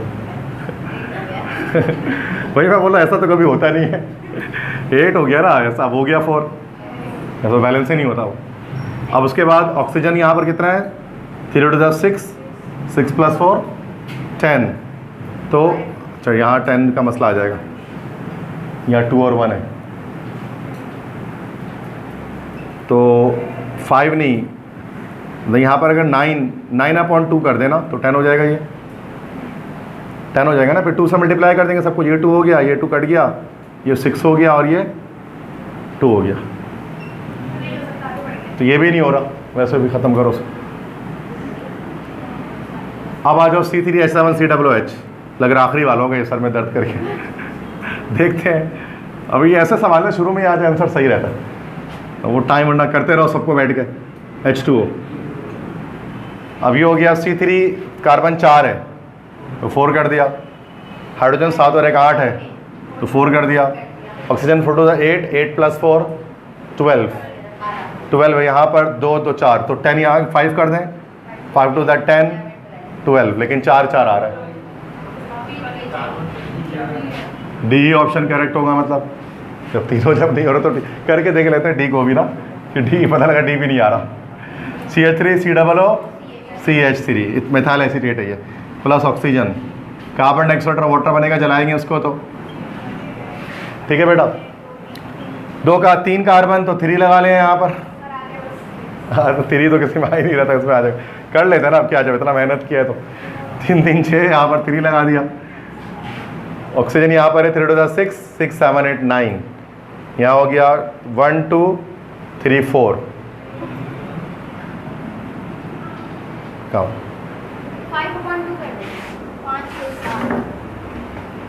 5/2 कर ले। कार्बन देखो, कार्बन 3 था तो 3 कर दिया, हाइड्रोजन था 3 3 6, 3 to the 6 हो गया, ऑक्सीजन यहाँ पर है 3 to the 6, अच्छा 9 है ना, 3 to the 6 7 8 9, तो यहाँ 9 हो सकता है, 3 to the 6 7 8 नहीं, 7/2 कर दें, तो 2 से फिर मल्टीप्लाई करेंगे, 2 हो गया, यस नहीं तो हो जाएगा, क्या मसला है? अभी देखो तो सही, सही सवाल ये बनेगा, 6 हो गया, ठीक है।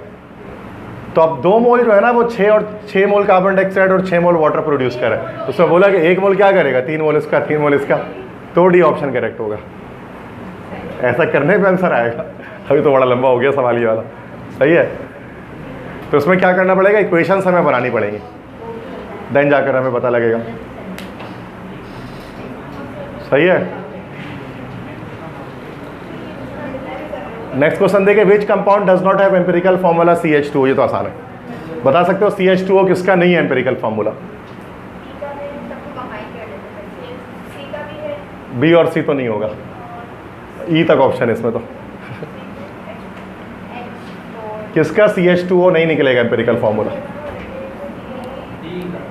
डी का नहीं निकलेगा, C2H4O2 कहाँ से निकल रहा है, डी भी नहीं है, ठीक है नहीं निकल रहा। C2H 3 to the 6 7 6 7 हाँ 3 4 5 C2H6O, हाँ इसका नहीं निकलेगा ना CH2O, सही है, ए ऑप्शन करेक्ट, सही है। नेक्स्ट है, what has a mass equal to that of 1 mole of water? बताओ इस चारों में से किसका मास उतना होता है जितना 1 मोल वाटर का होता है?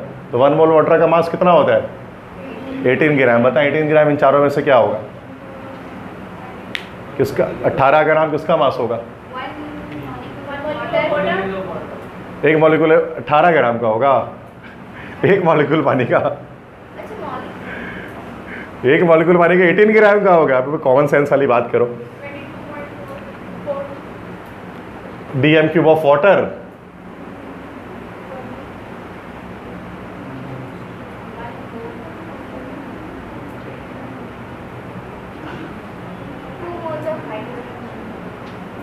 हाँ भाई 2 mole of hydrogen molecule and 1 mole of hydrogen molecule, oxygen molecule. 2 mole of hydrogen molecule मतलब 2H2, 1 mole of oxygen O2, तो कहाँ से हो गया? ये हो ही नहीं सकता, ये तो 32 तो यही हो गया। डी तो है ही नहीं, सी तो है ही नहीं, अब ए और बी में क्या है?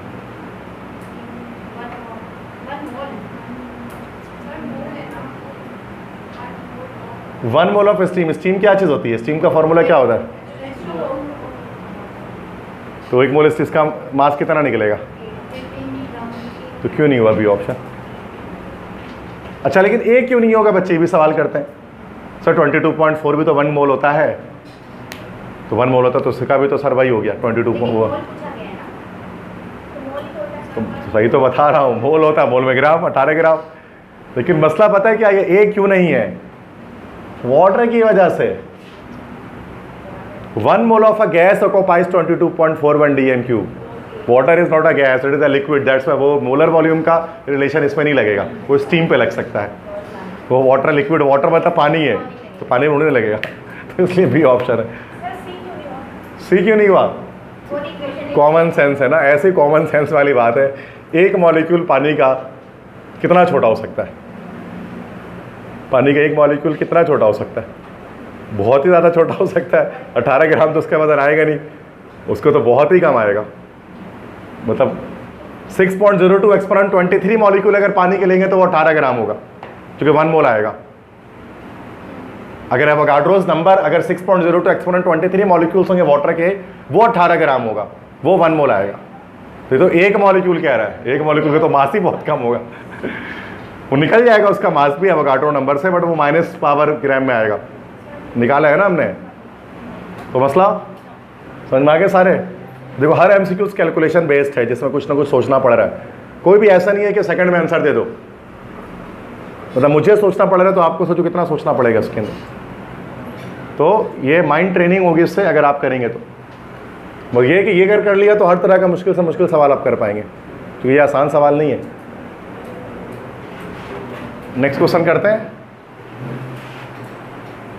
How many moles of hydrogen are present in 0.05 moles of sulphuric acid and dissolved in water?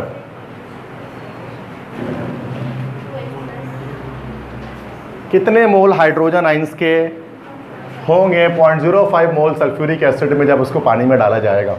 देखो सल्फ्यूरिक एसिड को जब पानी में डाला जाता है, H2SO4 को जब वाटर में डालते हैं यस 2H प्लस और उसके साथ SO4 माइनस 2 आइंस हमारे पास बनते हैं। ये उस वक्त होता है जब हम सल्फ्यूरिक एसिड को पानी में डालते हैं।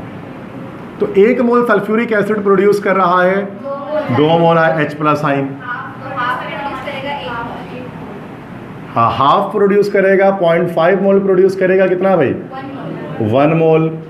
अच्छा, इसको 10 टाइम्स अगर हम कर दें तो क्या हो जाएगा, 0.05 मोल हो जाएगा।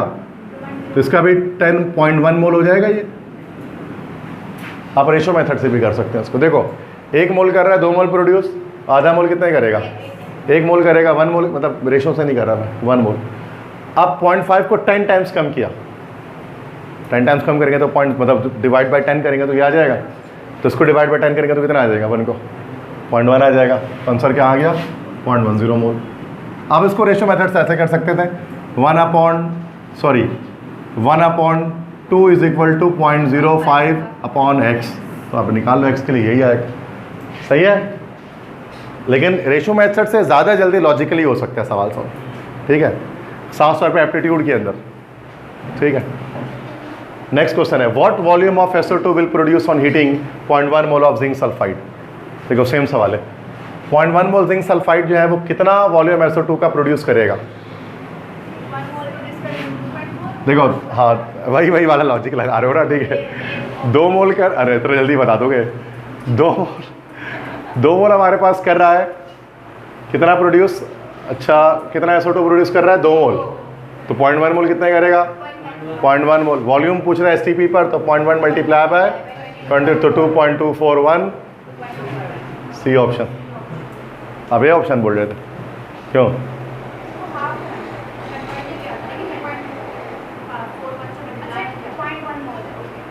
हो गया ना, आधा थोड़ा हाफ थोड़ी ना करना है, 10 टाइम्स डाउन करना है, तो पॉइंट एक पीछे आ जाएगा 2.24 में। सही है, क्लियर है। सवाल दिखने में मुश्किल लग रहा होता है बट सॉल्व करने में ईजी है। किसी में कैलकुलेटर अब तक नहीं चलाया हमने, आप देख सकते हैं, विदाउट कैलकुलेटर नहीं है, कोई भी नहीं है, उसकी बिना कर रहे हैं, और सारे न्यूमेरिकल कर रहे हैं बिना कैलकुलेटर के, A to Z, कोई भी थ्योरी नहीं आ रही है। नेक्स्ट है, what is volume in cm³ of इतना मॉलिक्यूल ऑफ ऑक्सीजन के टेस्ट STP। बहुत आसान है, हाफ मोल हो गया, ये हाफ मोल हो गया, क्योंकि देख लो ना कितना पार्टिकल है, हाफ मोल हो गया। अब हाफ मोल का हमारे पास नंबर ऑफ पार्टिकल होता है 11.2 डेसीमीटर क्यूब वॉल्यूम आता है STP पर। अब ml में बताना तो मल्टीप्लाई किससे कर दो इसको, तो 11,200। क्लियर है, cm³ में बताना है, ml में, dm में तो 11.2 ही आ जाता है, लेकिन चूंकि उन्होंने बोला वॉल्यूम इन cm³ तो मल्टीप्लाई बाय 1000 किया तो 11,200 आ गया। सही है। नेक्स्ट, ये तो रट्टा है, which of the following is the chemical formula of a compound indicating the relative number of atom in the simplest ratio. कौन सा केमिकल फॉर्मूला होता है जिसमें रिलेटिव नंबर बताया जाता है, ये ऐसा सवाल आना चाहिए। पर ठीक है, तो कोई भी कर लेगा ना, सवाल तो न्यूमेरिकल जब आए तो करने में बताया ना उसको क्या कैसे सॉल्व हो रहा है, ये तो मज़ा ही नहीं आता उसको करने में। डेफिनेशन तो कर ही लोगे ना यार, कोई भी डेफिनेशन आएगा। सही है, क्लियर, आगे बढ़े। नेक्स्ट क्वेश्चन देखें,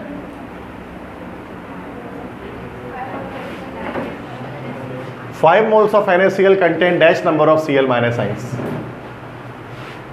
सिंपल लॉजिक, देखो NaCl है ना, NaCl है, एक Na प्लस और एक Cl माइनस आइन देगा ये, तो 5 मोल कितने Cl माइनस आइन देगा, 1 मोल एक Cl माइनस आइन दे रहा है, तो 5 मोल 5, तो 5 मल्टीप्लाई बाय Na, 5 Na हो गया, 5 मल्टीप्लाई बाय 6.02, तो ये हो जाएगा 5 मल्टीप्लाई बाय 6.02 एक्सपोनेंट 23, 5 से 30 एक्सपोनेंट 30, तो ये डी हो जाएगा ना 3.01 exponent 24।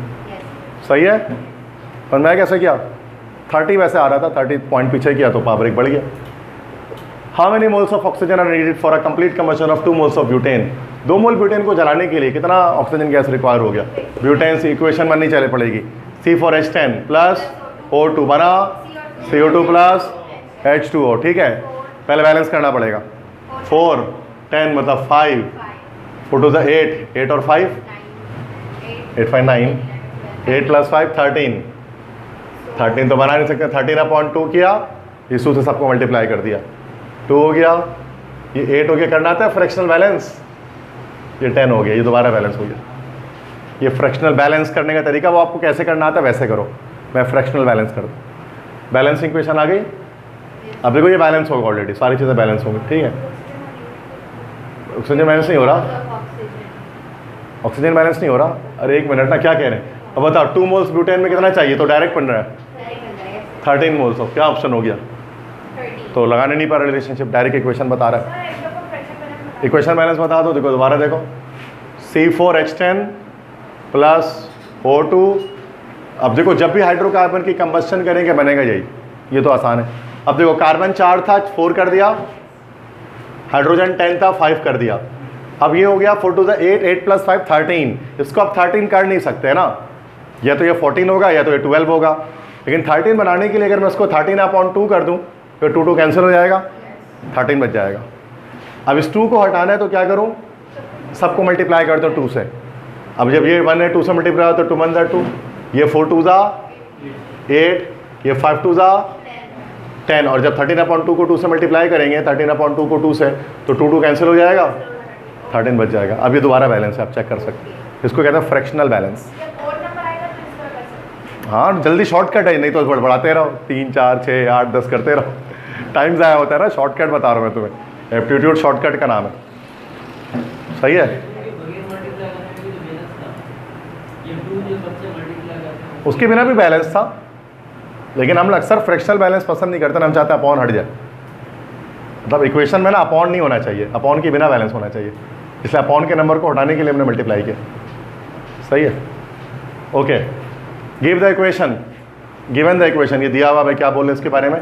Eight STP how many litres of oxygen are needed to completely burn 5 litre of propane. 5 litre propane को जलाने के लिए कितना ऑक्सीजन चाहिए, 1 मोल के लिए 5 मोल चाहिए, तो 5 मोल के लिए कितना चाहिए होगा, 25 मोल चाहिए होगा, सिंपल डायरेक्ट। क्या गया 25 ही रही। मुझे कितना ऑक्सीजन चाहिए 5 मोल प्रोपेन को जलाने के लिए, तो 1 मोल के लिए 5 चाहिए, तो 5 मोल के लिए 25 चाहिए। मैं रेशो नहीं लगा रहा, समझ गया ना कैसे हो रहा है। रेशो से भी कर सकते हैं बट शॉर्टकट है 5 × 5। Okay next, atomic number of carbon is 6 and hydrogen is 1। How many electrons are present in 1.6 gram of methane.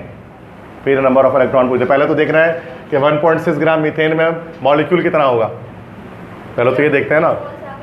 तो n बराबर हो गया, डायरेक्ट मतलब सॉल्व कर लेते हैं, mass upon molecular mass into Na। 1.6 divide by 16 multiply bye 6.02 exponent 23.1, बिल्कुल 0.1 exponent 23, power एक कम हो जाएगा, 6.02 एक्सपोनेंट 22। इतने मॉलिक्यूल्स में किसके बेटा, मीथेन के। हमसे पूछा क्या कि इसमें इलेक्ट्रॉन्स कितने हैं, तो मीथेन CH4 होता है, कितना इलेक्ट्रॉन आएगा एक मीथेन के मॉलिक्यूल में, 6 यहाँ आ गया और 4 यहाँ आ गया है। कार्बन में 6 हो गया ना इलेक्ट्रॉन। हाँ ना, एटॉमिक नंबर जो दिया हुआ वो नंबर ऑफ इलेक्ट्रॉन ही तो है, नहीं भी दिया हो तो पता है। तो 10 से, तो दोबारा 10 से मल्टीप्लाई करेंगे, कहाँ पहुँचेंगे, कितने इलेक्ट्रॉन्स होंगे, नहीं समझ में आया, बहुत ज़्यादा शॉर्टकट मार रहा, समझ में नहीं आ रहा क्या। लेकिन ये ज़्यादा करोगे ना आपको भी एक्सपर्ट हो जाओगे आप ऐसा करने में। देखो क्या 1, हाँ बोले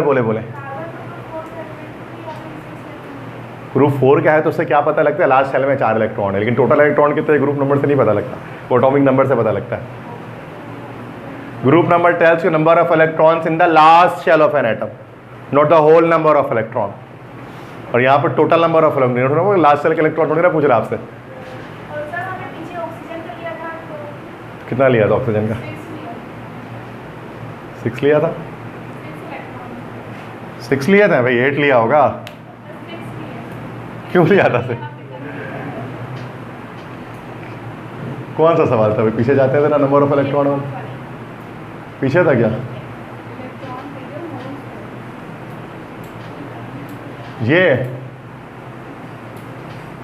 ये वाला सवाल था, देख लेना दोबारा। आधा मोल था ना, मैंने बताया आधा मोल निकलेगा, मल्टीप्लाई किससे करेंगे, यहाँ 2 + 8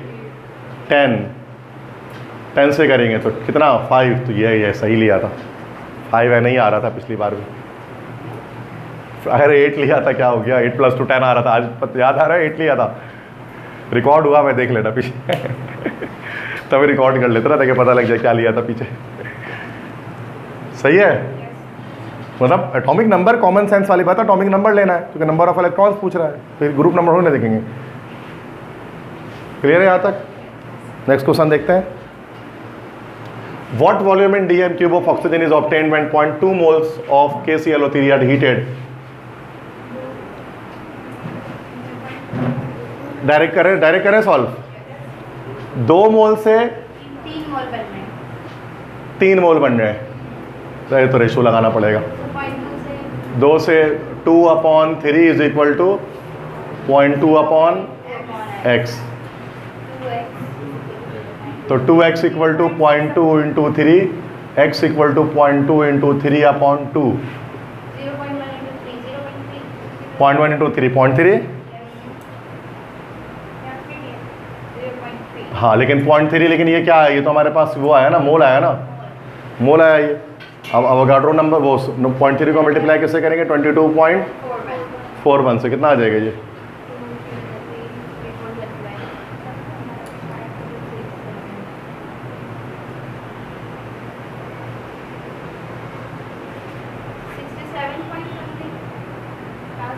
तो डायरेक्ट भी आ सकता था वैसे, ये जो कि 2 मोल्स हमारे पास अगर 3 मोल बना रहे हैं ना, तो 0.2 मोल हमारे पास 0.3 बना लेगा, तो डायरेक्ट यहाँ पहुँच ही जाते हैं। लेकिन मसला है कि अब ये 0.3 मोल है, इसको मल्टीप्लाई करना है 22.41 से, तो क्या आंसर आएगा? कर लिया है? तो करना पड़ेगा इसको 22.41 और 0.3 ऐसे ही करते हैं, इतना लंबा कौन डिवाइड मल्टीप्लाई करें। हाफ का होता है 11 पॉइंट समथिंग समथिंग, और उसका भी हाफ करेंगे तो नहीं, इसमें मसला है ना, करीब करीब आ रहे हैं ना सारे। कैसे सॉल्व किया आपने? कर ले, चलो भाई ठीक है, फिर हम भी कर लेते हैं। 22.41 मल्टीप्लाई बाय 0.3, ओके, तो 3 से मल्टीप्लाई पहले आपने x कर दिया, 22 को 3 से किया तो 6, हाँ 66 ना, हाँ 6 पॉइंट से किया, 6.7 सही है। तो मैं पहले सोचता हूँ कि डायरेक्ट हो जाए कैलकुलेशन से पहले, नहीं हुआ तो कर लेते हैं कैलकुलेट, ठीक है। Next, ammonia gas decompose according to the equation. So ये भी रह गया। A mixture of 16 gram hydrogen 16 gram oxygen is ignited, what is the mass of water form? Limiting reactant है, लिमिटिंग है, दोनों का 16 ग्राम दे रहे हैं, तो सबसे पहले लिमिटिंग कौन सा ये पता रखेंगे। लेकिन पहले इसको मोल में कन्वर्ट करो। 16 ग्राम हाइड्रोजन 8 मोल हो गया, ये 8 मोल हो गया ना ये, और ये हमारे पास हो गया ऑक्सीजन मतलब O2 32, तो ½ मोल हो गया, डिवाइड बाय 2 डिवाइड बाय 1, हाँ तो ऑक्सीजन ही तो है लिमिटिंग रिएक्टेंट, ऑक्सीजन ही है ना लिमिटिंग रिएक्टेंट। तो कह रहे हैं 16 ग्राम से कितना मास वाटर का बनेगा? 32 ग्राम से।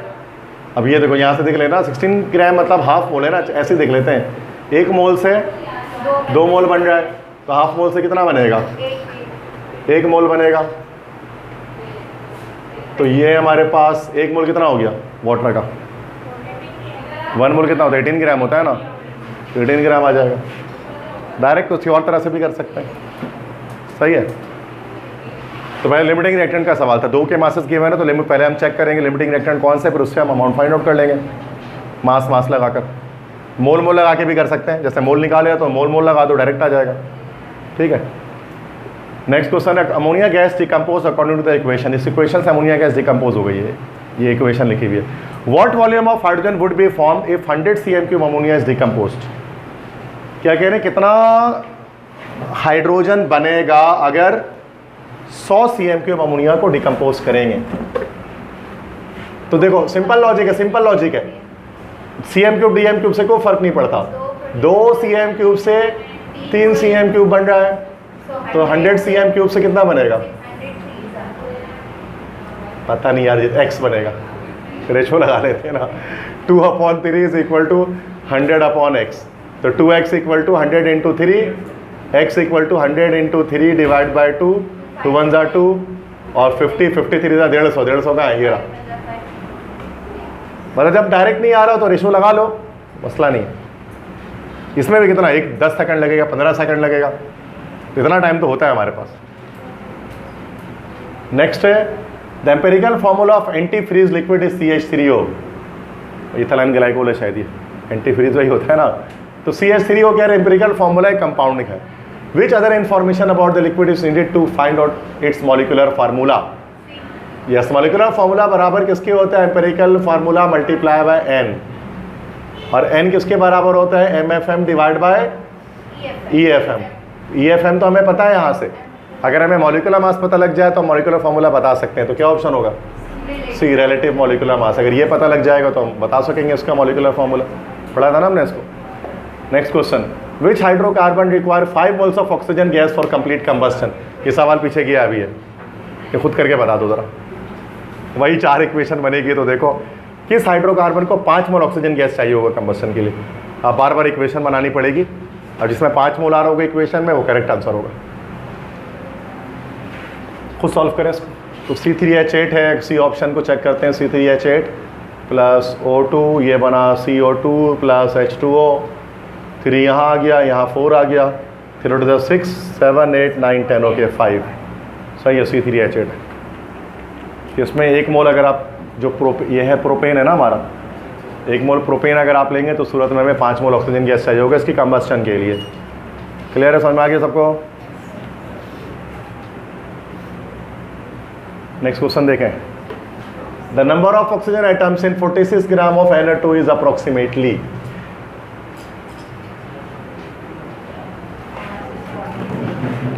ऑक्सीजन एटम पूछ रहे हैं, सबसे पहले तो आपको ये बताना पड़ेगा मॉलिक्यूल कितना है।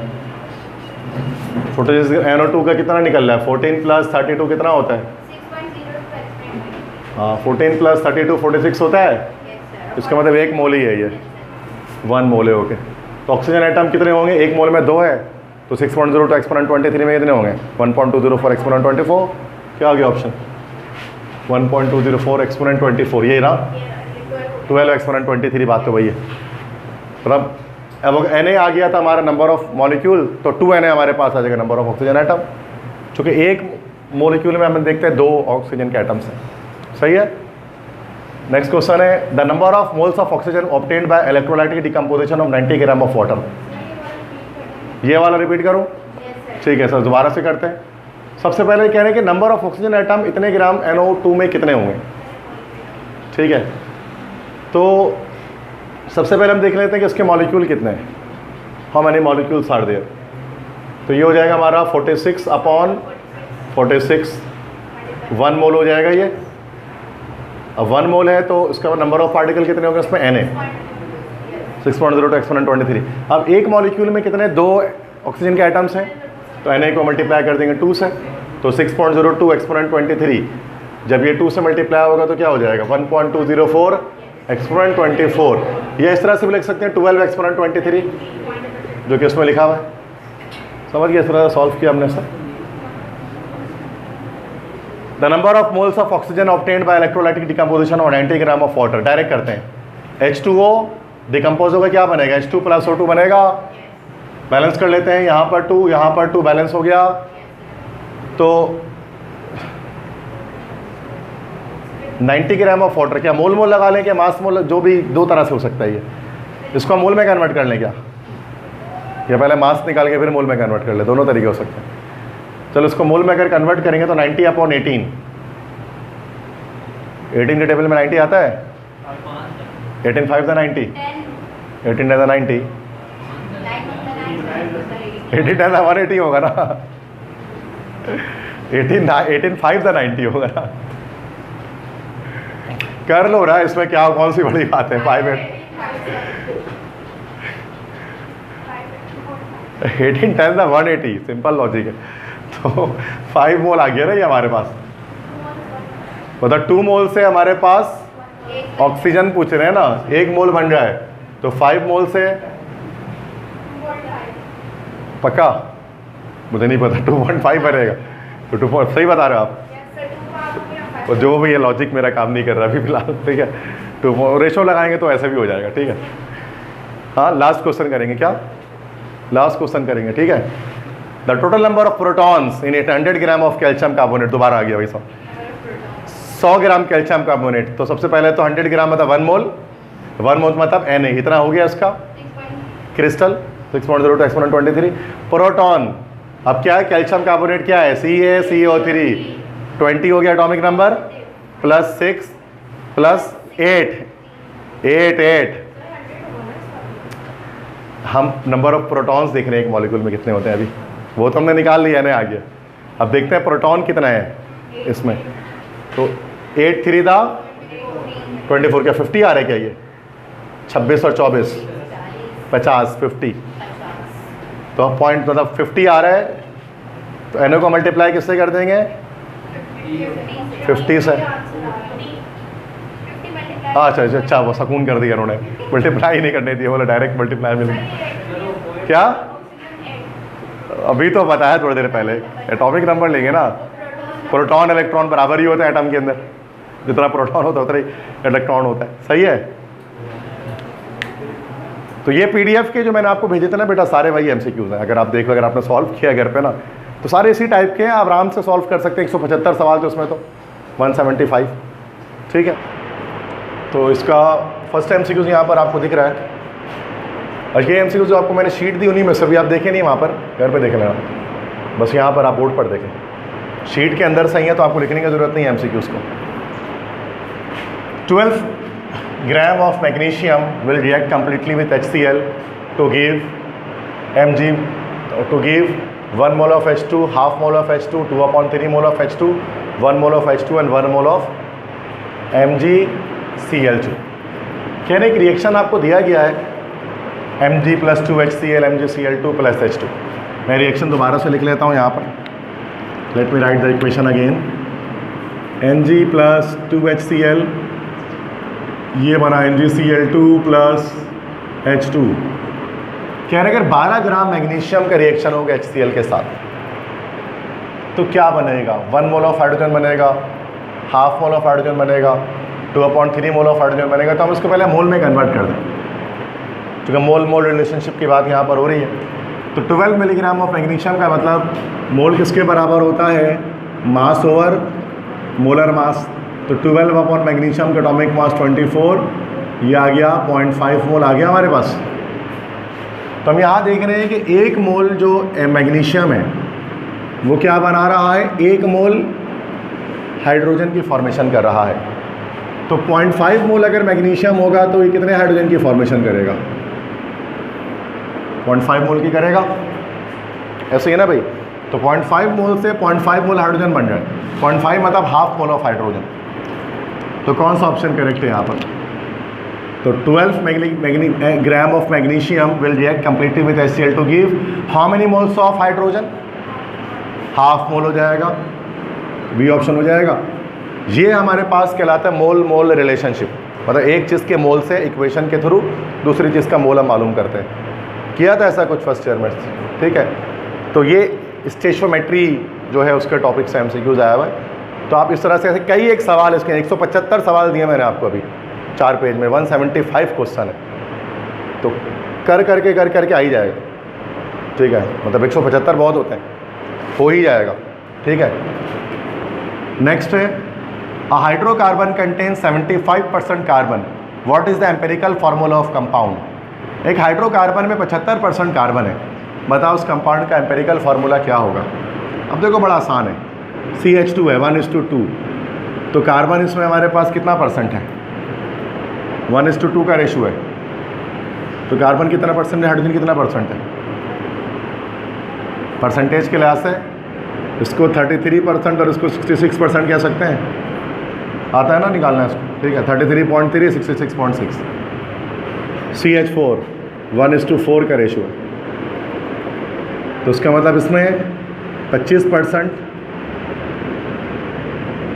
अच्छा यह है, ये वेट के लिहाज से है ना, नंबर ऑफ आइटम्स के लिहाज से नहीं, वेट के लिहाज से शायद कर रहे हैं। तो वेट के लिहाज से कार्बन की परसेंटेज है वो कैसे निकालेंगे, बड़ा आसान तरीका है। यहाँ कार्बन का एटॉमिक मास कितना है, 12 है, और CH4 का कितना होगा, 14 होगा, मल्टीप्लाई बाय 100, यहाँ कार्बन की परसेंटेज आ जाएगी। 75 किस में आएगी ये देखना है, इसमें आ जाएगी 12/16 मल्टीप्लाई बाय 100, इसमें 12/13 मल्टीप्लाई बाय 100, इसमें 12/24 और 3 24 25 26 27 27 मल्टीप्लाई बाय 100, इसमें 12/24 और 3, अच्छा सेम है ये दोनों तो सेम ही है। ओके, अब 75 किस में आंसर आ रहा है?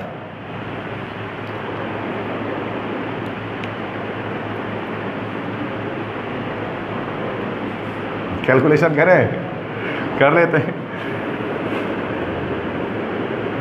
देखो यहाँ से कर लें, 2 6 12, 2 7 14, ठीक है।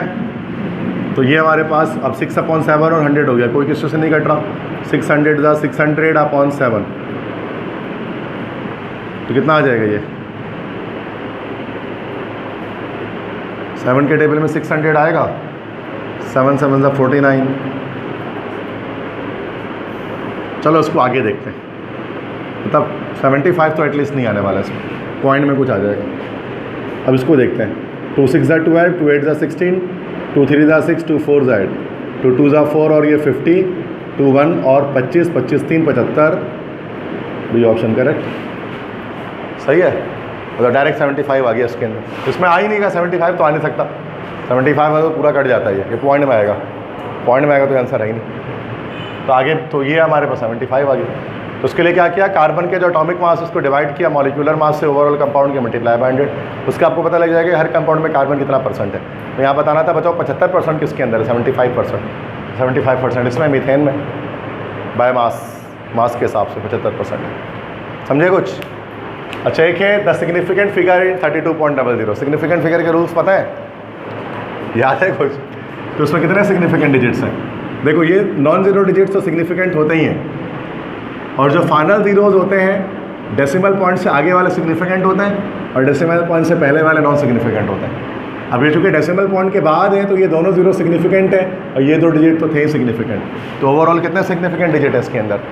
4 सिग्निफिकेंट डिजिट्स हैं। पढ़ा था ऐसा कुछ?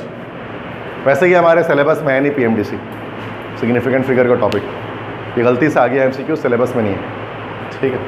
तो ये नहीं भी करो तो चलेगा सिग्निफिकेंट फिगर, लेकिन है आसान तो मैंने करा दिया। ऐसे कुछ रूल्स होते हैं ना इसके, non zero digits are significant, starting zeros are non significant. पढ़ा था ऐसा कुछ? चैप्टर नहीं पढ़ा था? पढ़ा होगा, भूल गए होगे। बादाम खाओ।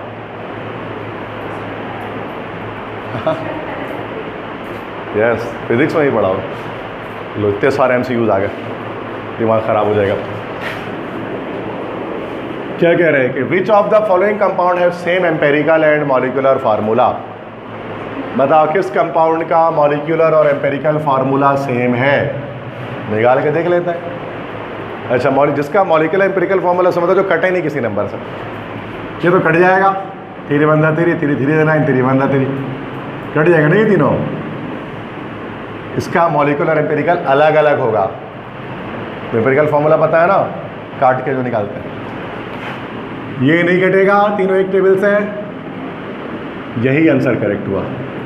ये भी कट जाएगा 6 12, ये भी कट जाएगा 2 8 2, नॉन ऑफ दिस पे तो सवाल ही पैदा नहीं होता, चूंकि बी ऑप्शन करेक्ट हो चुका।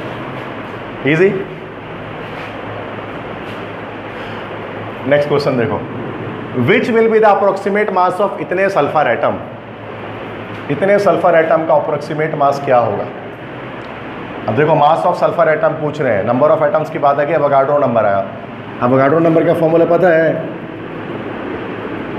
क्या है? नंबर ऑफ पार्टिकल बराबर होता है मास over molar mass into n। याद है कुछ ऐसा फॉर्मूला? मास निकालना है तो मास किसके बराबर हो गया? Number of particle multiply by molar mass upon Na।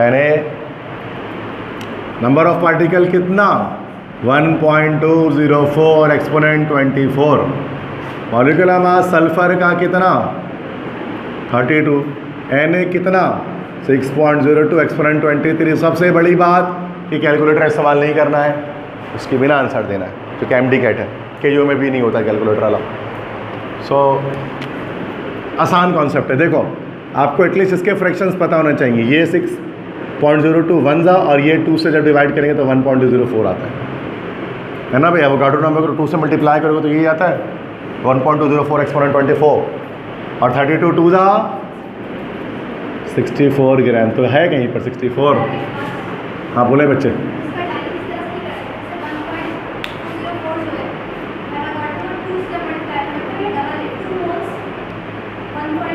बिल्कुल हम ऐसे ही लॉजिकल आप कह रहे हैं, बिल्कुल बिल्कुल ऐसे हैं, समझ गया, मैं समझ गया। इसको हम अलग अलग तरह से कर सकते हैं, सही कह रहे हो। असल में कुछ न्यू स्टूडेंट्स हमारे पास आज ज्वाइन किए हैं, मैं उनको डराना नहीं चाह रहा हूँ फिलहाल ना, तो मैं थोड़ा सा सॉल्व कर रहा हूँ। अब मैं होता ना अगर मुझे कोई देगा ना तो मैं कैसे सॉल्व करूँगा, जैसे आपका दिमाग चल रहा है। मैं ये देखूँगा 1.204 एक्सपोनेंट 24 सल्फर एटम है, अगर इतने नंबर ऑफ पार्टिकल है तो ये 2 मोल के हैं, और एक सल्फर 32 मोल का 32 ग्राम का होता है, तो 2 मोल हमारा 64 ग्राम का हो जाएगा। मैं यूँ चुटकी बजा के आंसर लिखूँगा, बट बाकी बच्चे नहीं कर पाएंगे ऐसा। जो तो आप तो घाट घाट का पानी पी कर आए हो ना, आपकी बात अलग है। बाकी बच्चे ऐसे सॉल्व करेंगे ना शुरू में, तो जब ऐसा बार बार करते रहेंगे तो उनको खुद ही अंदाजा होगा कि आंसर किस तरह से आ रहा है। तो बिल्कुल टाइम कंज्यूमिंग है, बट अभी तो फिलहाल ऐसे ही करना होगा। सही बात है ना भाई, आप लोग ऐसा कर ही नहीं पाओगे, वरना अभी आप लोग सॉल्व करके करो, फॉर्मूला लगा के, जैसे फॉर्मूला लगाया ना ऐसे ही करो। बाद में जब खुद ही प्रैक्टिस करते करते आपको आ जाएगा, जैसे आपको आ गया, ठीक है। ओके, उसके बाद क्योंकि मैंने इसकी थ्योरी भी नहीं बताई है ना, तो मुझे पहले इसको ये सब बताना पड़ेगा आपको कि कैसे हो रहा है, क्योंकि थ्योरी तक मैंने नहीं पढ़ाई, डायरेक्ट मैं न्यूमेरिकल सॉल्व करा रहा हूँ। बहुत आराम से हो जाएगा। अब सिंपल है ना कि Na है, अवोगाड्रो नंबर Na है, तो दिस इज 6.02 एक्सपोनेंट 23। अब अगर 2Na हो गया, 2 से मल्टीप्लाई किसको तो क्या हो गया 1.204 एक्सपोनेंट 24। 3Na है तो कितना हो जाएगा 1.806 एक्सपोनेंट 24। 4Na तो क्या हो जाएगा 2.408 एक्सपोनेंट 24।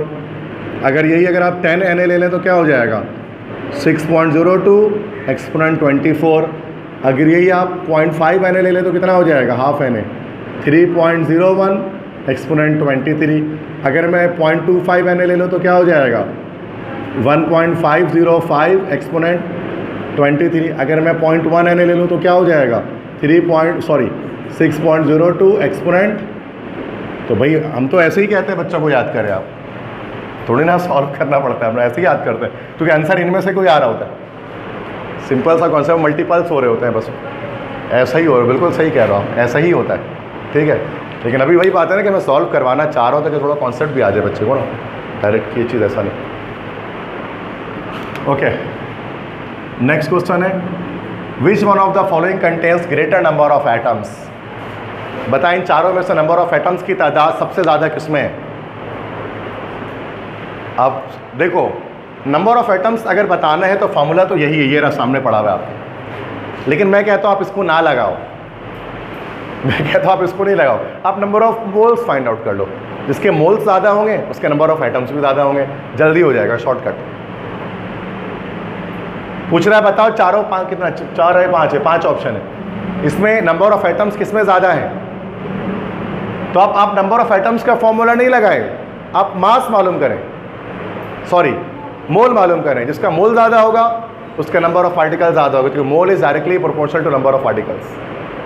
सही है, समझ में आ गई बात। ये कॉन्सेप्ट होता है, यही ट्रिक है इस सवाल की। निकालते हैं सबका मोल, सेकंडों का काम है। 4 ग्राम हाइड्रोजन 4/2 कितना आ गया 2 मोल आ गया। 4 ग्राम मैग्नीशियम 4/24, अभी डिवाइड नहीं मारते, नहीं करते, लंबी कहानी है। तो ये आप चलो थोड़ा सा कर देते हैं, 4 1 4 और 4 के टेबल में 24 आता है, 4 6 24, तो 1/6। 71 ग्राम ऑफ 71/71 क्लोरीन Cl2 होता है ना भाई, कितना हो जाएगा हमारे पास 1 आ जाएगा। अच्छा, एक ग्रेटेस्ट नंबर ऑफ एटम्स ना, चलो सही है, मसला नहीं है। 127 ग्राम ऑफ क्लोरीन, 127/127 ही होता है क्लोरीन का, तो ये भी कितना आ गया 1, नॉन ऑफ दिस। तो बताओ ग्रेटेस्ट नंबर ऑफ एटम्स किस में होंगे, हाइड्रोजन में होंगे, तो उसका मोल ज़्यादा है इसका, समझ गए। अब इसी को जब Na से तो मल्टीप्लाई करोगे सबको, तो नंबर ऑफ एटम एग्जैक्ट आ जाएगी। पूछा थोड़ी ना तुमसे क्या बताओ कितना एटम होता है, तो ज़रूरत क्या बतानी, डायरेक्ट मोल निकाल के बता दो। इसका मोल ज़्यादा है तो उसका पार्टिकल भी ज़्यादा है, शॉर्टकट है ये, ठीक है। Next, which gas occupies largest volume at STP। कौन सी गैस सबसे ज़्यादा STP पर वॉल्यूम ऑक्यूपाई करेगी। एक और फार्मूला याद करो first year, volume at STP बराबर होता है मास over molar mass multiply by 22.41। Answer आता है किसमें DM³ या लीटर में आता है। ये एक और फॉर्मूला है। इसमें भी सेम कॉन्सेप्ट लगाएंगे बेटा, जिसका मोल ज़्यादा होगा उसका वॉल्यूम ज़्यादा होगा। तो इसमें भी 22.41 से मल्टीप्लाई करने की जरूरत नहीं है, बस मोल निकाल लो। इसका मोल ज़्यादा उसका वॉल्यूम ज़्यादा। हाँ भाई, ये हो गया 1.6 डिवाइड बाय 16, तो हो जाएगा 3.2 डिवाइड बाय 32, ये हो जाएगा 2.8 डिवाइड बाय 28, ये हो जाएगा 0.4 डिवाइड बाय 2। इसका कितना आ गया? 0.1 आ गया। 1.6 को डिवाइड करोगे 16 से तो 0.1 आएगा ना भाई, आएगा कि नहीं आएगा? सर बहुत सारे तो 1 आ रहा है, 16 16, लेकिन वो 1.6 सही है तो 0.1 आ जाएगा। कितनी आती है कैलकुलेशन? ओके, ये कितना आ जाएगा? 0.1 आएगा। ये कितना आ जाएगा? 0.1 आएगा। अभी तक मतलब इसका मतलब डी ऑप्शन करेक्ट होगा। ऐसे ही है ना भाई। देखो डी ऑप्शन में क्या है, डी ऑप्शन में क्या कह रहे हैं, कहाँ गया? ये रहा 0.4/2, 2 1s are 2, 2 2s are 4, ये आ जाएगा 0.2। तो मैक्सिमम लार्जेस्ट वॉल्यूम कौन होगा भाई करेगा? हाइड्रोजन करेगा। हाँ बेटा बोल।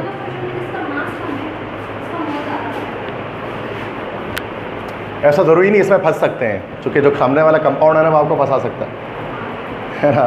अगर सल्फर डाइऑक्साइड है तो अलग है, हाइड्रोजन है तो अलग है, मॉलिक्यूलर मास का भी तो मसला आएगा। तो ऐसा हर वक्त नहीं चलता ये रूल, ठीक है। नेक्स्ट क्वेश्चन है, the term that would apply to U235 and U238 is dash. अब देखो दो एटम्स हैं, आसान सी बात है। यूरेनियम है 235 238, दो यूरेनियम के एटम्स हैं, दोनों का एटॉमिक नंबर सेम है, दोनों का मास नंबर अलग अलग है। ये दोनों क्या है आपस में? आइसोटोप्स हैं। ये है रट्टे वाला सवाल, तुम लोग का फेवरेट रट्टे वाला है ना, डायरेक्ट याद करके बता दो आइसोटोप है, क्योंकि कैलकुलेशन ही नहीं करनी पड़ी। नेक्स्ट है, what is the mass of oxygen in 54 gram sample of dinitrogen pentoxide. बताओ 54 ग्राम सैंपल ऑफ नाइट्रोजन में डाइनाइट्रोजन पेंटाऑक्साइड मतलब जो है N2O5, उसमें ऑक्सीजन का मास कितना होगा? देख लेते तो इतना मुश्किल काम थोड़ी ना है, कैसे बताएंगे? N2O5 है, डाइनाइट्रोजन पेंटाऑक्साइड इसको कहते हैं, इसका 54 ग्राम दिया हुआ है, इसमें ऑक्सीजन का मास कितना होगा?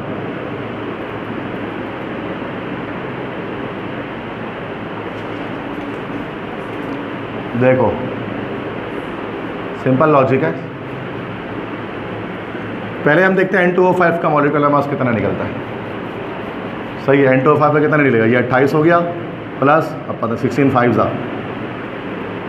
सो 16 5 से कितना होता है? अब जरा करना पड़ेगा। 5 6 जा 30, 3 5 1 जा 5 6 7 8 80, 28 प्लस 80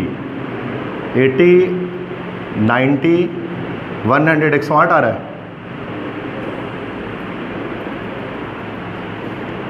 108 का आधा होता है 54 54। अब लॉजिक लगाएंगे थोड़ा सा, ठीक है। 108 AMU है। अब 108 AMU में ऑक्सीजन कितना है? 80 ग्राम। अब इसको अगर हाफ कर देंगे, 54 कर देंगे तो ऑक्सीजन भी हाफ हो जाएगा। तो 80 का हाफ कितना हो जाएगा? 40। आंसर आ गया ये 40 ग्राम। मतलब अगर हम देखेंगे तो 108 ग्राम में हमें मिल जाए 80 ग्राम। अब फिर हम सब जरा बताओ 54 ग्राम में कितना होगा? तो 54 चूँकि इसका हाफ है तो ऑक्सीजन का भी हाफ हो जाएगा, 80 का 40 हो जाएगा। समझ गए? ये लॉजिक लगा लिया आज। अभी इसको मैं न्यूमेरिक फार्मूले से कर सकते, नहीं समझ में आया तो तुम फार्मूले ही करो ना देखो चलो समझते हैं, उसको फार्मूले से ही कर लेते हैं, ठीक है। फिर से देखो N2O5 है डाइनाइट्रोजन पेंटाऑक्साइड, ठीक है। इसमें इसका जो मॉलिक्यूलर मास है वो 108 आया, ये निकाल लिया हमने। अब 108 ग्राम या 108 ग्राम लिख लो, AMU हटाओ ग्राम। 108 ग्राम डाइनाइट्रोजन पेंटाऑक्साइड में ऑक्सीजन कितना है मास बाय मास? 80 ग्राम है। क्लियर है यहाँ तक बात? हमसे पूछा गया बताएं 54 ग्राम में कितना होगा, तो फिर इसका हाफ करेंगे तो इसका भी हाफ हो जाएगा ना। फिर 108 का हाफ 54 होता है तो 80 का 40 हो गया। डायरेक्ट रिलेशनशिप लगा ली हमने।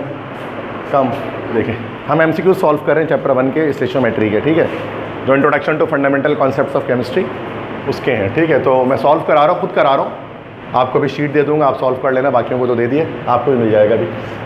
तो फर्स्ट MCQ यहाँ पर है, in the reaction 2x + y it forms 2z। ये बेटा एक रिएक्शन दिया हुआ है आपको सवाल में, ये रहा 0.25 moles of x is mixed with 0.25 moles of y and allowed to react.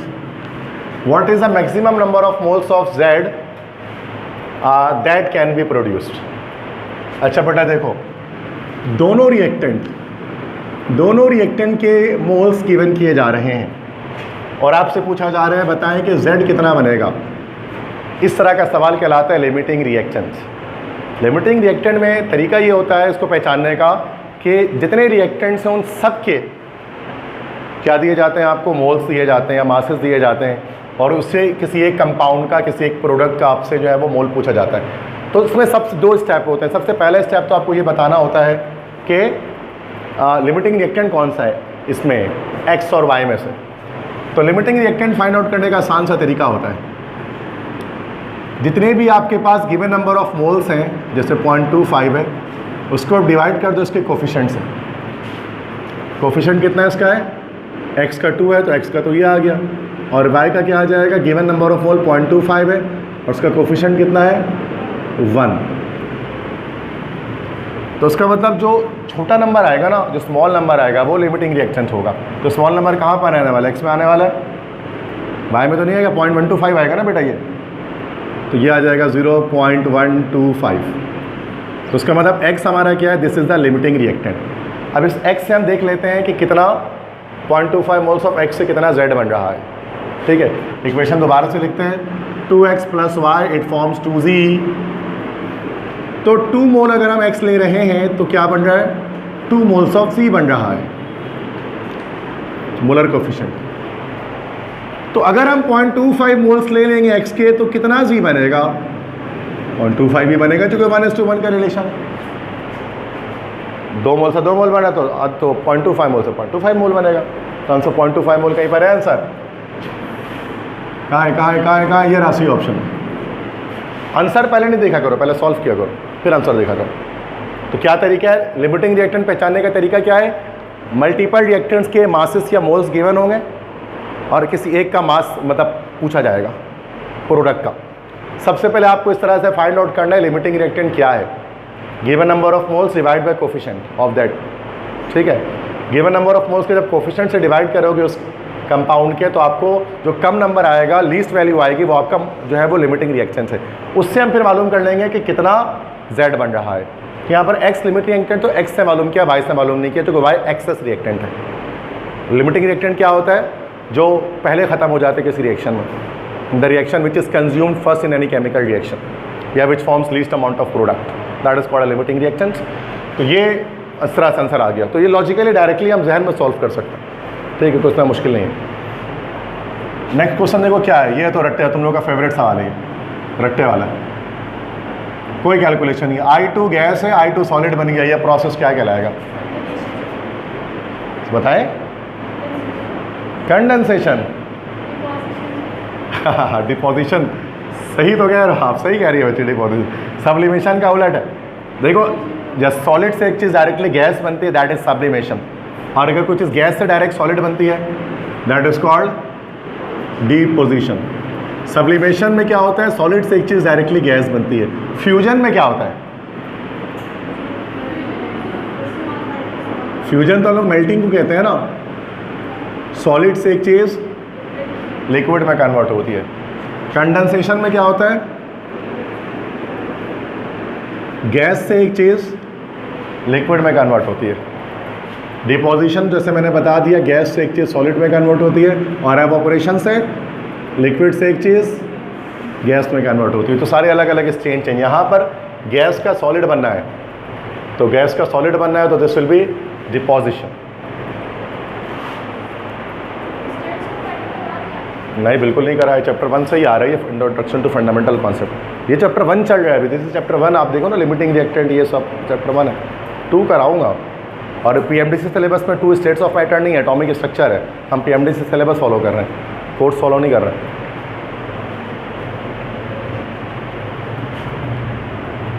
Next है, what is the molecular formula of a compound with formula A2B6X2 and a mass of 116 AMU। मतलब क्या कह रही है, क्या मॉलिक्यूलर फार्मूला होगा उस compound का जिसका फार्मूला ये है और मास ये है?